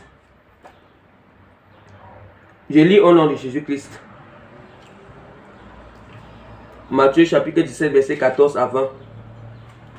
Lorsqu'il fut arrivé près de la foule, un homme vint se jeter à genoux devant Jésus et dit: Seigneur, aie pitié de mon fils, qui est lunatique et qui souffre cruellement. Il tombe souvent dans le feu et souvent dans l'eau. Je l'ai amené à tes disciples. Ils n'ont pas pu le guérir. Race incrédule et perverse, répondit Jésus. Jusqu'à quand serai-je avec vous? Jusqu'à quand supporterai-je? Amenez-le-moi ici. Jésus parla sévèrement au démon qui sortit de lui et l'enfant fut guéri à l'heure même. Alors, les disciples s'approchèrent de Jésus, lui dit: En particulier, Pourquoi n'avons-nous pas chassé ces démons? C'est à cause de votre incrédulité, le dit Jésus. La foi comme... Si vous avez de la foi comme un grain de sénévé, vous direz à cette montagne, transporte-toi d'ici, et cela sera, et elle se transporterait. Rien ne vous serait impossible. Mais cette sorte de démons ne sortent que par la prière et les jeûnes. Bien aimé, je vais aussi expliquer les profondeurs de ce passage. Je commence. Alors qu'il fut arrivé près de la foule, un homme vit se jeter à genoux devant le Seigneur et dit, Seigneur, aie pitié de mon fils, qui est lunatique et qui souffre cruellement. Il tombe souvent dans le feu et souvent dans l'eau. Bien-aimé, celui qui marche selon la vue, il va d'abord voir cette maladie comme si c'est une maladie physique. C'est pour ça que vous allez constater que pour vous, c'est pour ça que vous avez dit que pour vous, toutes les maladies là, vous avez une vue physique. Vous êtes toujours en train de prendre, acheter les médicaments physiques. On donne les médicaments, mais rien. Vous savez que les lunatiques là, on achète des médicaments. Nous, les gens qui sont les gens qui tombent souvent là, c'est les gens qui ont l'épilepsie là. Quand ils tombent là. Avec tout ce qu'on fait pour eux, les médicaments à l'hôpital, mais rien. Ceux qui sont asthmatiques, avec tout ce qu'on fait pour eux, les médicaments, mais rien. Mais quand ça te prend, c'est parce qu'il y a un démon, il y a un esprit qui est derrière ces choses. Il y a un esprit, mais pourquoi cet esprit quitte? Bien aimé, on va revenir sur ça après. Je les ai amenés à tes disciples, ils n'ont pas pu le guérir. Ils n'ont pas pu guérir. Les disciples de Jésus n'ont pas pu guérir cet enfant qui était lunatique. Jésus qui dit que race incrédule est perverse. Bien aimé. Race incrédule est perverse. Bien aimé. Ce sont les disciples de Jésus. Hein? Ce sont les disciples de Jésus et les chrétiens hein, qui sont ensemble avec Jésus. Jésus qui il est réprimand, race incrédule et perverse. Mais des chrétiens d'aujourd'hui là, des chrétiens d'aujourd'hui, quand on veut parler la vérité, on dit qu'on est en train de juger. Pourquoi? N'est-ce pas? Ils pouvaient dire que pourquoi Jésus est en train de... Donc, Jésus il les a même dit que... Jésus a même dit que je ne suis pas venu pour vous juger, mais je suis venu pour sauver. Je ne suis pas venu pour vous condamner, mais je suis venu pour vous sauver. Jésus même qui doit juger. Mais lui dit que il dit à ce moment, je ne suis pas venu pour vous juger, mais pour vous sauver. Mais c'est lui qui lui a dit encore, race incrédule et perverse. À cause de quoi? À cause de leur tierdeur, à cause de leur manque de foi. Répondit Jésus, jusqu'à quand serai-je avec vous? Jusqu'à quand supporterai-je? Amenez-le-moi ici. Jésus parla sévèrement au démon qui sortit de lui et l'enfant fut guéri. Vous entendez? Donc vous voyez quelqu'un qui a l'épilepsie, quelqu'un qui a l'asthme. Nous savons que certaines maladies qui sont bizarres, les maladies là, vous pensez que ce sont les maladies simples. Donc vous avez une fois, vous avez la vue physique. Vous achetez les médicaments, mais rien. Parce qu'il y a les démons derrière qui sont cachés derrière ces maladies.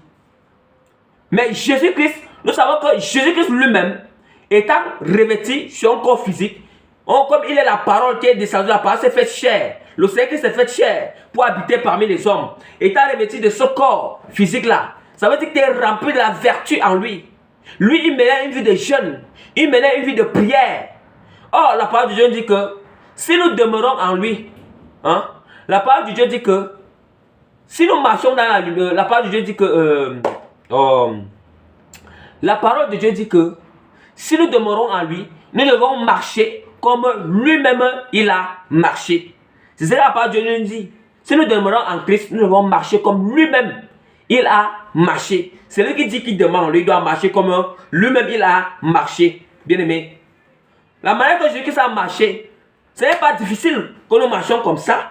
Voilà pourquoi on a la grâce du Saint-Esprit. C'est le Saint-Esprit, parce que le Saint-Esprit c'est Jésus-Christ. Le Saint-Esprit, c'est Jésus-Christ maintenant, il nous fait marcher comme Jésus-Christ lui-même, il a marché. Jésus-Christ, il passait le temps à jeûner, il passait le temps à prier, il passait le temps à enseigner, il passait le temps à faire l'œuvre du Seigneur. À faire l'œuvre du Seigneur. Et voilà pourquoi Jésus, il met une vie de vertu. L'apôtre Paul, la même vie que Jésus-Christ a menée, c'est cette même vie-là. Que l'apôtre Paul aussi, il a marché comme Jésus. L'apôtre Pierre a marché comme Jésus. Après que Jésus-Christ est ressuscité, qu'il les a envoyé la puissance du Saint-Esprit pendant la Pentecôte en eux. Ils ont marché après qu'ils ont reçu la puissance du Saint-Esprit. Ils ont marché comme Jésus. Ils menaient une vie ils marchaient dans la vertu. Ils marchaient dans la sanctification. Ils marchaient dans la vérité. Ils marchaient. Ils priaient. Ils jeûnaient. Et voilà pourquoi, quand Jésus-Christ dit que Jésus-Christ il commande, voilà pourquoi Jésus-Christ commande aux démons de sortir sévèrement. Vous voyez comment l'autorité est élevée. L'autorité spirituelle est élevée. Et il dit que, après on dit que Jésus parla sévèrement aux démons, sort de sortir de lui et l'enfant fut guéri. Vous allez dire que comme c'était Jésus, l'apôtre Paul n'a-t-il pas chassé les démons?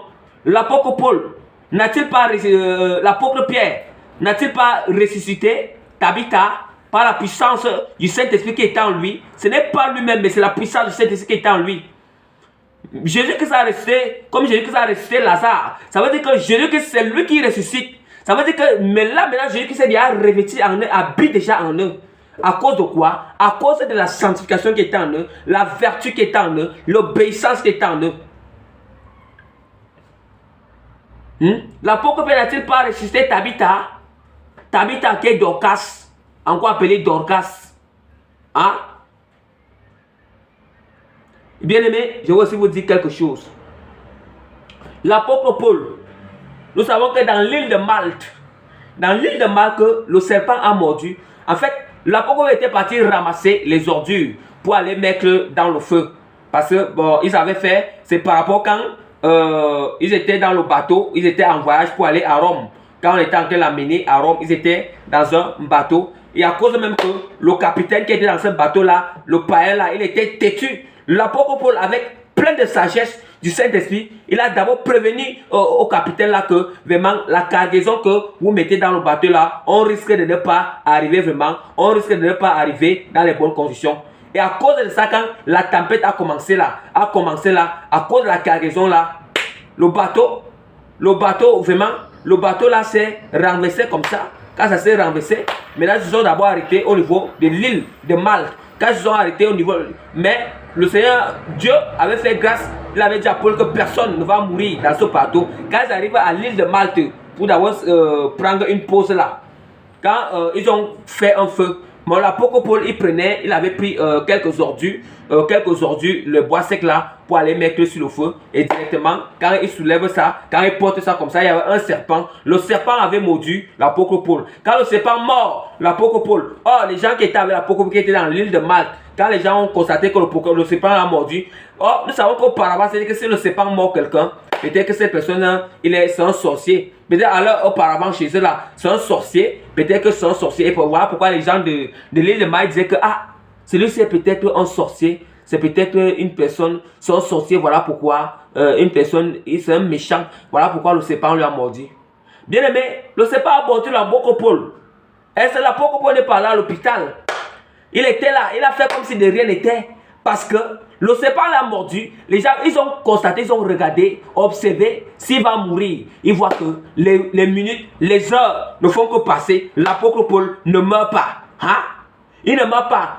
L'apôtre Paul, lui, ne s'agitait pas. Parce qu'il savait qui est en lui. Il savait qu'il est qui est en lui. Parce que l'apôtre, il ne vivait plus pour lui, mais il vivait pour Jésus-Christ. Vous voyez? Il vivait pour Jésus-Christ. Qu'est-ce qui a fait qu'il ne meurt pas? Parce qu'il y avait une vertu en lui. La vertu qui était en lui. Il y avait une puissance en lui. Il y avait la sanctification en lui. Il y avait l'obéissance en lui. Et voilà pourquoi même le venin du serpent n'arrive pas à monter. Parce qu'il y a une puissance. Il n'avait pas besoin de prier. Parce qu'il y avait une puissance qui rejette. Il est rempli de la puissance. La puissance est en train de rejeter. La vertu, ça rejette cette poison. Oh, ça rejette cette poison. Rien d'impureté ne peut pas entrer parce qu'il y a la sainteté en lui. Ils ont glorifié le Seigneur. Vous voyez? Ils ont glorifié le Seigneur. Vous voyez à quel point, non seulement il a eu foi que rien ne peut l'arriver, et à cause qu'il y avait cette vertu qui est jointe en lui, cette sanctification qui était jointe à sa foi. Vous voyez? Oh, mes bien-aimés, pratiquons la parole. La parole, la vie éternelle. C'est la parole qui amène des guérisons, des miracles, toutes ces choses.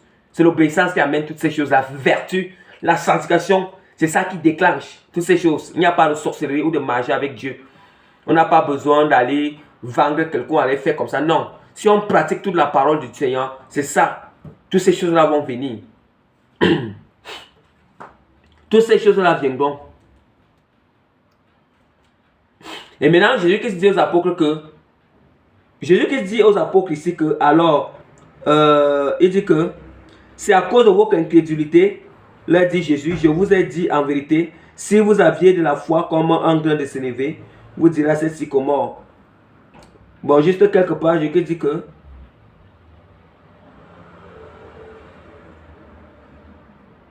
À cette montagne, transporte-toi d'ici et elle se transporterait. Rien ne vous serait impossible. Donc, Jésus-Christ, il met d'abord l'accent devant la foi. Ça veut dire que si vous avez de la foi, comme le grand, il dit encore la foi composée. Ce n'est pas la foi simple. Il parlait de la foi composée. Il parle d'abord, si vous avez la foi, et maintenant à cette foi, il dit encore. Il dit seulement que, après Jésus, il précise encore que,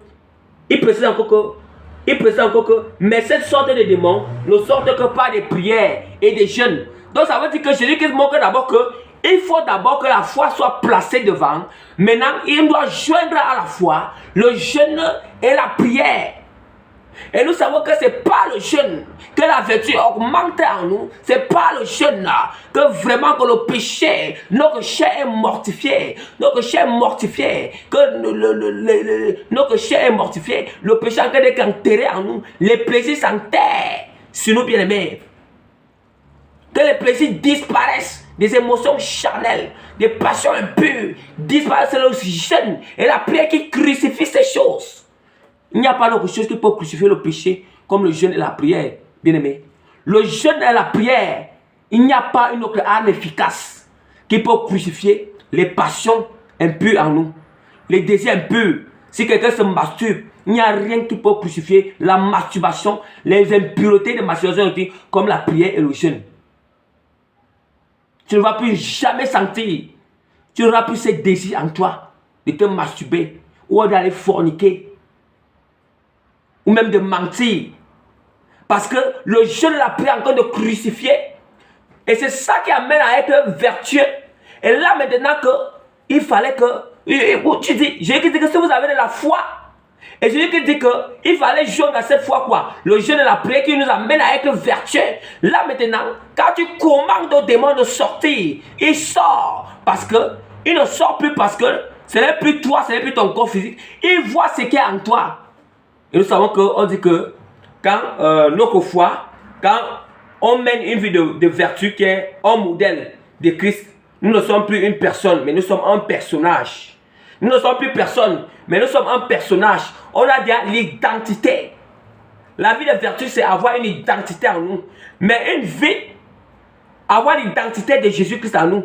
Mais une foi simple, c'est une fois qu'on se place dans le péché, on n'a pas l'identité de Jésus-Christ en nous. Voilà pourquoi l'ennemi fuit. Pourquoi? L'ennemi fuit parce qu'il connaît, parce qu'il y a l'identité de Christ en nous. Et nous allons constater que, même dans la parole du Seigneur, là où il y avait 7 fils, les 7 fils de Séva, de Séva, oui, les 7 fils de Séva ou Séva,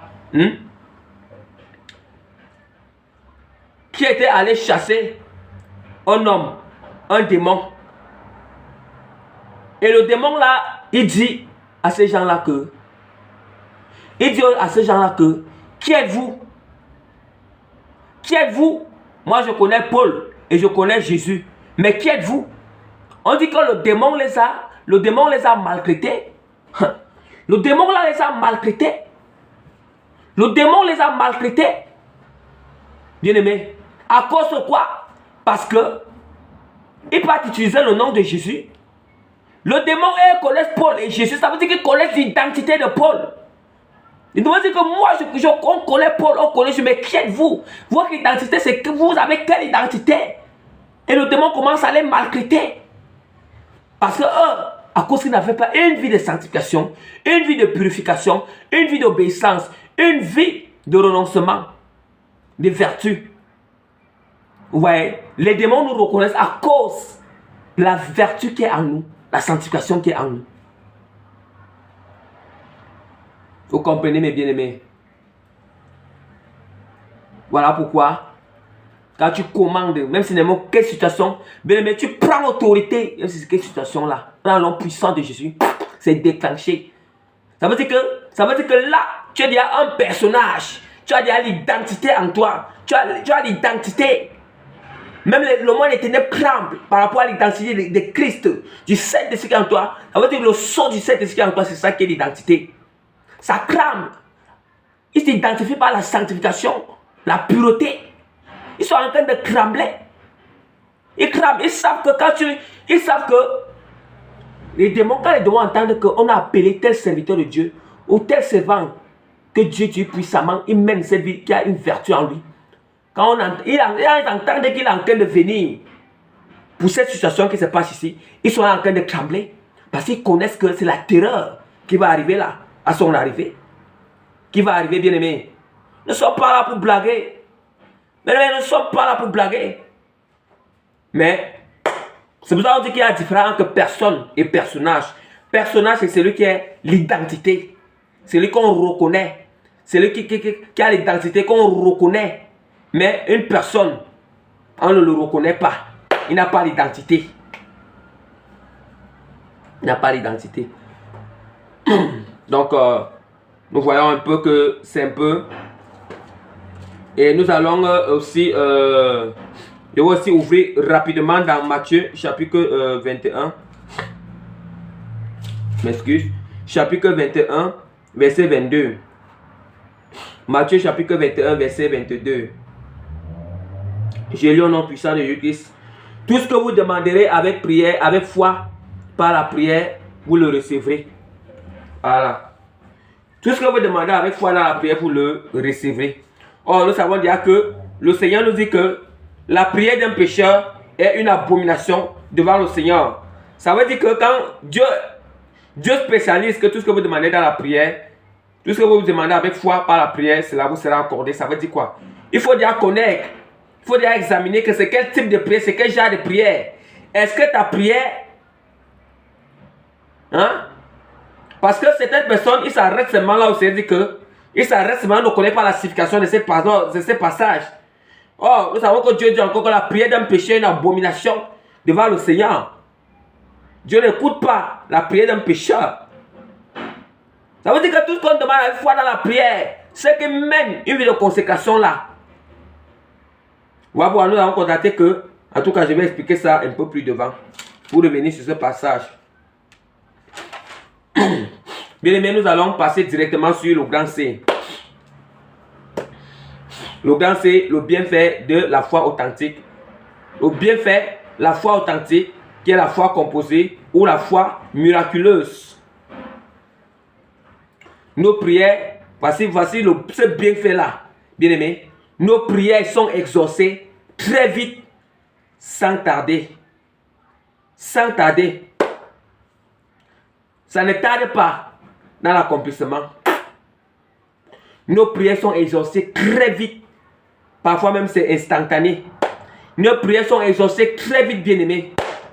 Très vite. Parfois même c'est instantané. Tu pries là, Dieu déclenche maintenant. Tu pries là, Dieu déclenche demain. Tu pries là, Dieu déclenche après-demain. Bien aimé, ça ne dure pas. Nos prières sont exaucées très vite parce qu'il y a la vertu de Dieu en nous. Dieu lui-même habite déjà en nous. Parce que ce n'est plus la foi en Dieu, mais la foi de Dieu. À cause que lui-même, il a pris place à nous, mes bien-aimés. Nos prières sont exaucées très vite. Ça ne tarde pas à s'accomplir. Hein? Ça ne tarde pas à s'accomplir. Ça ne tarde pas. D'où maintenant que la parole du Seigneur, nous allons ouvrir la parole de Dieu dans Jean. Hein? Jean chapitre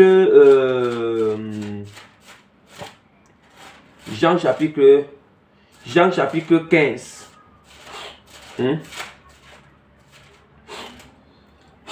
Jean chapitre 15, verset 7. Je lis au nom de Jésus-Christ. Si vous demeurez en moi et que mes paroles demeurent en vous, demandez ce que vous voulez et cela vous sera accordé. Nous savons que si c'est une conjonction, si c'est une conjonction de subordination,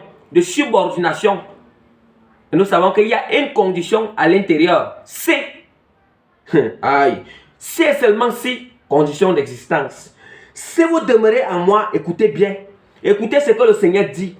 Écoutons très bien. Parce que parfois, quand nous voulons demander certaines choses au Seigneur, on doit d'abord se rassurer. Si on a d'abord respecté certains principes avant de le demander, le mieux vaut de ne pas demander ça à Dieu si tu n'as pas encore respecté certains principes avec le Seigneur. Il dit que si vous demeurez en moi et que mes paroles demeurent en vous, si vous demeurez en moi et que mes paroles demeurent en vous, et je vais vous expliquer comment demeurer en Dieu, et que les paroles de Dieu demeurent en nous, on a en Dieu, Dieu en nous. Demandez ce que vous voulez, et cela vous sera accordé. Vous entendez? Jean chapitre 14, verset 12. Le Seigneur dit que, en vérité, je vous le dis, celui qui croit en moi fera aussi les œuvres que j'ai faites, et il en fera de plus grandes, parce que je m'en vais au Père. En vérité, celui qui croit en moi, et croire, c'est avoir la foi en Jésus-Christ. Et maintenant, cette foi-là, je vous ai expliqué comment la foi composée, la foi authentique, comment ça doit se joindre, comment c'est constitué.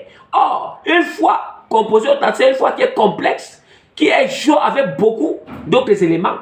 Et c'est ça que je te dis, qu'en vérité, celui qui croit en moi, celui qui respecte déjà cette foi authentique, celui qui croit en moi, il en fera des œuvres que j'ai faites et il en fera de plus parce que je m'en vais au Père. Bien-aimé, quand nous comprenons la parole, quand le Seigneur nous fait comprendre la parole, on aura une vie glorifiée de Dieu, une vie glorifiée de Jésus-Christ. Ce n'est pas de nous-mêmes, mais de Jésus-Christ. On sera une vraie lumière, la vraie lumière que Dieu nous parle.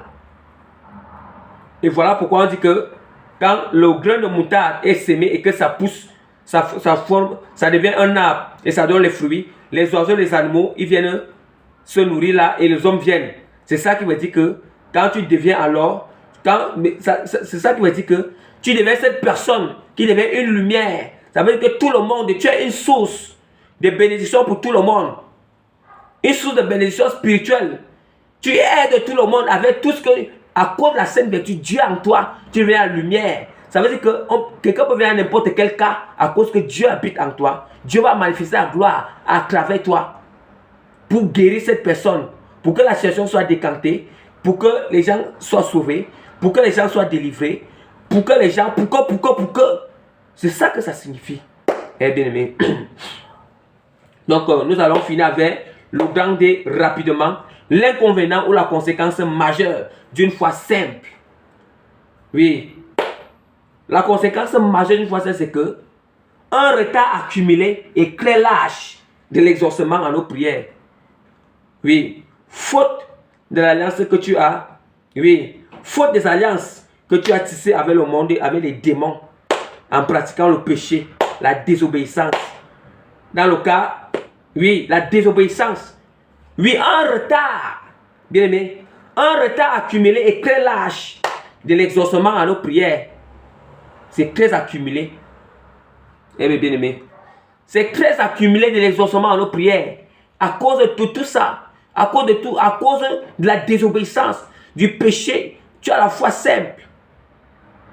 Qui s'est passé à obéissant le péché. Et nous savons que quand on pratique ces choses, ce péché-là, ces choses, on a déjà fait une alliance Et je vous dis, tous les gens qui ne sont pas dépouillés là, extérieurement là, qui ne sont pas dépouillés extérieurement, ou bien vu de consécration intérieurement là, qui ne sont pas bien aimés, je vais vous dire une chose, vous avez encore certaines alliances que vous avez tissées, il y a encore une alliance, vous avez certaines alliances encore avec l'ennemi. Vous avez encore ces alliances avec l'ennemi, et vous allez constater que vos prières ne peuvent encore être exaucées très rapidement. Ce n'est que la grâce de Dieu vraiment qui est avec vous, qui fait que vos prières soient accomplies, parce qu'il y a cette alliance que vous tissez, vous êtes encore en alliance avec le monde des ténèbres, les sirènes des eaux, avec les sirènes des eaux, avec l'ennemi, toutes ces choses-là que vous mettez encore en vous. Vous voyez un peu? Maintenant, dans ce cas, il y a trois hypothèses. Vous voyez que soit votre prière ne peut pas être exaucée, soit votre prière va retarder pour être exaucée. Maintenant, dans ce cas, il y aura deux hypothèses. Il y aura l'hypothèse que soit la prière, soit ta prière, soit ton sujet de prière, ce que tu as besoin que Dieu exauce, soit ta prière sera toujours exaucée, passant par un canal ou un vase de sanctification. Oui, c'est pour ça que vous allez constater que quand celui qui mène une vie de sanctification, quand il va prier pour toi, Dieu, il va accomplir, il va t'amener la solution, il va exaucer, il va amener la solution à ton problème à cause, ce n'est pas à cause de toi, mais c'est à cause de son onction, à cause de la personne qui mène une vie de sanctification là, à cause de l'esprit qui est sur cette personne. Mais ce n'est pas à cause de toi, parce que c'est pour ça que soit tes prières seront exaucées passant par le canal ou un vase de sanctification à l'intermédiaire d'un serviteur de Dieu, ou bien une servante que Dieu utilise aussi puissamment, qu'il mène une vie de sanctification. Ou un soeur ou un frère qui mène une vie de sanctification complète, qui a dépouillé l'intérieur pur, l'extérieur pur. Mais c'est à cause de lui que Dieu va exaucer à ta prière. Soit Dieu te fera grâce en te faisant comprendre et être conscient de la désobéissance du péché que tu es en train de pratiquer. Puis tu vas te repentir et t'aligner avec sa parole, en menant une vie de sanctification intérieure et extérieure complètement. Donc, mes bien-aimés, voilà la fin de l'enseignement, la fin de notre thème. Soyez bénis dans le nom puissant de notre Seigneur et Sauveur Jésus-Christ. Bien-aimés, comme je l'ai dit toujours que c'est pour ça que je vais faire une petite prière par rapport à l'enseignement-ci. Père Tout-Puissant, Dieu éternel, toi qui es au-dessus de toutes choses, toi qui es celui qui exauce toujours aux prières de tes élus, Seigneur, éternel mon Dieu, Père. Par l'onction, Seigneur, que tu as mis en moi, Seigneur. Je t'en supplie, Seigneur, Père Tout-Puissant, Seigneur, par ta sainte vertu que toi-même, Seigneur, tu manifestes à moi, Père. Je t'implore, Seigneur, tous ceux qui vont regarder cet enseignement, Père, même ceux qui ne vont pas écouter, Père. Je t'en supplie, Seigneur, que ta puissance les saisit, Père. Accorde la grâce, Père, de sortir de la foi simple, Père, et d'entrer dans la foi composée, Père. Tout ça qui, Seigneur, c'est compliqué pour eux, Seigneur, d'avoir une foi composée, Seigneur, de mener une vie de vertu, Père, une vie de vertu, une vie de sanctification complète, Père. Je t'en supplie, Seigneur, que toutes les chaînes, Seigneur, qui sont en train de lier, qui les lient dans ces domaines, Père, je brise ces chaînes de nom puissant de Jésus-Christ, Père. Éternel, mon Dieu, Père, tout ça, Seigneur, toutes les chaînes qui les lient encore en captivité, Seigneur, sur ces domaines de ne pas mener une vie de vertu, Seigneur, une vie de consécration, Seigneur, une vie de raisonnement, de résistance à ta parole, Père. Je brise ces chaînes, Seigneur, au nom puissant de notre Seigneur et Sauveur Jésus, Père, par la sainte vertu, Seigneur. Seigneur, maintenant, Seigneur, tu as dit, Seigneur, celui qui t'honore, tu honores sa parole, Père. On en fera des œuvres que tu as fait, Seigneur, on en fera le plus, Seigneur, parce que tu l'avais au Père, Seigneur. Père, Seigneur, par la sainte vertu que tu, Seigneur, tu as révélé en moi, Père, que tu as remis en moi, Seigneur, par ta puissance qui est en moi, Seigneur, ton onction, Seigneur, ta sanctification qui est en moi, Père, je m'appuie sur Christ, Seigneur, je m'appuie sur l'autorité que tu as donnée, Père, et la foi composée que tu as donnée, Père, je brise les chaînes, Père, je brise toutes ces chaînes, Seigneur, Au nom puissant de notre Seigneur et Sauveur Jésus, Père. Que ta puissance, Père, commence à agir en eux, Seigneur. À agir dans leur conscience. À agir dans leur âme. À agir dans leur âme, Seigneur. Pour qu'ils se conforment, Seigneur, selon la sanctification, Père. Au nom puissant de notre Seigneur et Sauveur Jésus, Père. Que tous les esprits qui endurcissent le cœur, de ne pas cesser, Père, de ne pas quitter cette vie, Père. Je brise et je chasse, Seigneur, tous ces esprits, Père. Je commande, Seigneur, de prendre autorité, Seigneur. Brise, Seigneur. Brise les Seigneur. Brise les montagnes, Seigneur. Brise, Seigneur, le domaine où nous sommes endurcis, Seigneur. Brise cet endurcissement, Seigneur. Au nom puissant de notre Seigneur et Sauveur Jésus-Christ, Père. Au nom puissant de Jésus-Christ, Père. Au nom puissant de Jésus-Christ, Père. Je déclare que tout esprit, Seigneur, tout ce que l'ennemi est en train de œuvrer dans le monde des ténèbres, pour que tes enfants ne soient pas sauvés, Seigneur. Tes enfants, Seigneur, ne se soumettent pas à ta parole, Père. Je déclare maintenant, Père, que le tonnerre sort du ciel afin de frapper, Seigneur, tous les ennemis, Seigneur, toutes les sirènes qui sont en train de travailler, Seigneur, toutes ces choses, Père, afin qu'ils sont en train de raisonner, Seigneur, sur tous tes enfants, Seigneur, qui ne veulent pas se conformer à la sanctification, Père, que le tonnerre sort du ciel, Seigneur, et frappe, Seigneur, Père, tout ça, c'est le monde et les eaux, Seigneur, au nom puissant de notre Seigneur et Sauveur Jésus, Père, que ça frappe le monde et les eaux, Père, ça frappe le monde et les eaux, Père, ça brise ces alliances, Père, au nom puissant de notre Seigneur et Sauveur Jésus, Seigneur, au nom puissant de Jésus, Père, éternel, mon Dieu, Seigneur, je t'en supplie, Seigneur, tu as dit dans ta parole, Père, l'ennemi les portes de l'enfer ne provoqueront jamais l'église, Père. Maintenant, Seigneur, je t'en supplie, Seigneur, sécurise l'église de sanctification, Seigneur, protège tous les ennemis qui mènent une vie de sanctification, Père, au nom puissant de notre Seigneur et Sauveur Jésus-Christ, au nom puissant de Jésus, oh Seigneur, toute la puissance, toute l'autorité, l'exaucement, Seigneur, la grandeur te reviennent éternellement, Seigneur, au nom puissant de notre Seigneur et Sauveur Jésus-Christ. Amen. Soyez bénis, mes bien-aimés. Donc, c'est pour ça que je dis que pour plus de consécration, des situations importantes, qui sont importantes, qui peut, pour l'intérêt du Seigneur, qui peut amener quelqu'un dans le royaume des cieux. C'est pour ça que je dis que je laisse toujours mon numéro, que le plus 357 96 15 03 29 plus 357 96 15 03 29 plus 357 96 15 03 29. Vous pouvez aussi cliquer sur la chaîne Trompette dans le mode de préparation. Cliquez à l'intérieur. Il y a ces coordonnées, il y a ce contact qui est là-bas pour ceux qui vont oublier. Donc soyez bénis dans le nom puissant de notre Seigneur et Sauveur Jésus-Christ. Amen. Soyez bénis et bien-aimés. À bientôt. Par la grâce de notre Seigneur et Sauveur Jésus-Christ. Donc c'était votre plus petit serviteur de Dieu, Prémices Régis, que le Seigneur a appelé dans le ministère de l'apôtre, ministère apostolique. Donc soyez bénis, mes bien-aimés.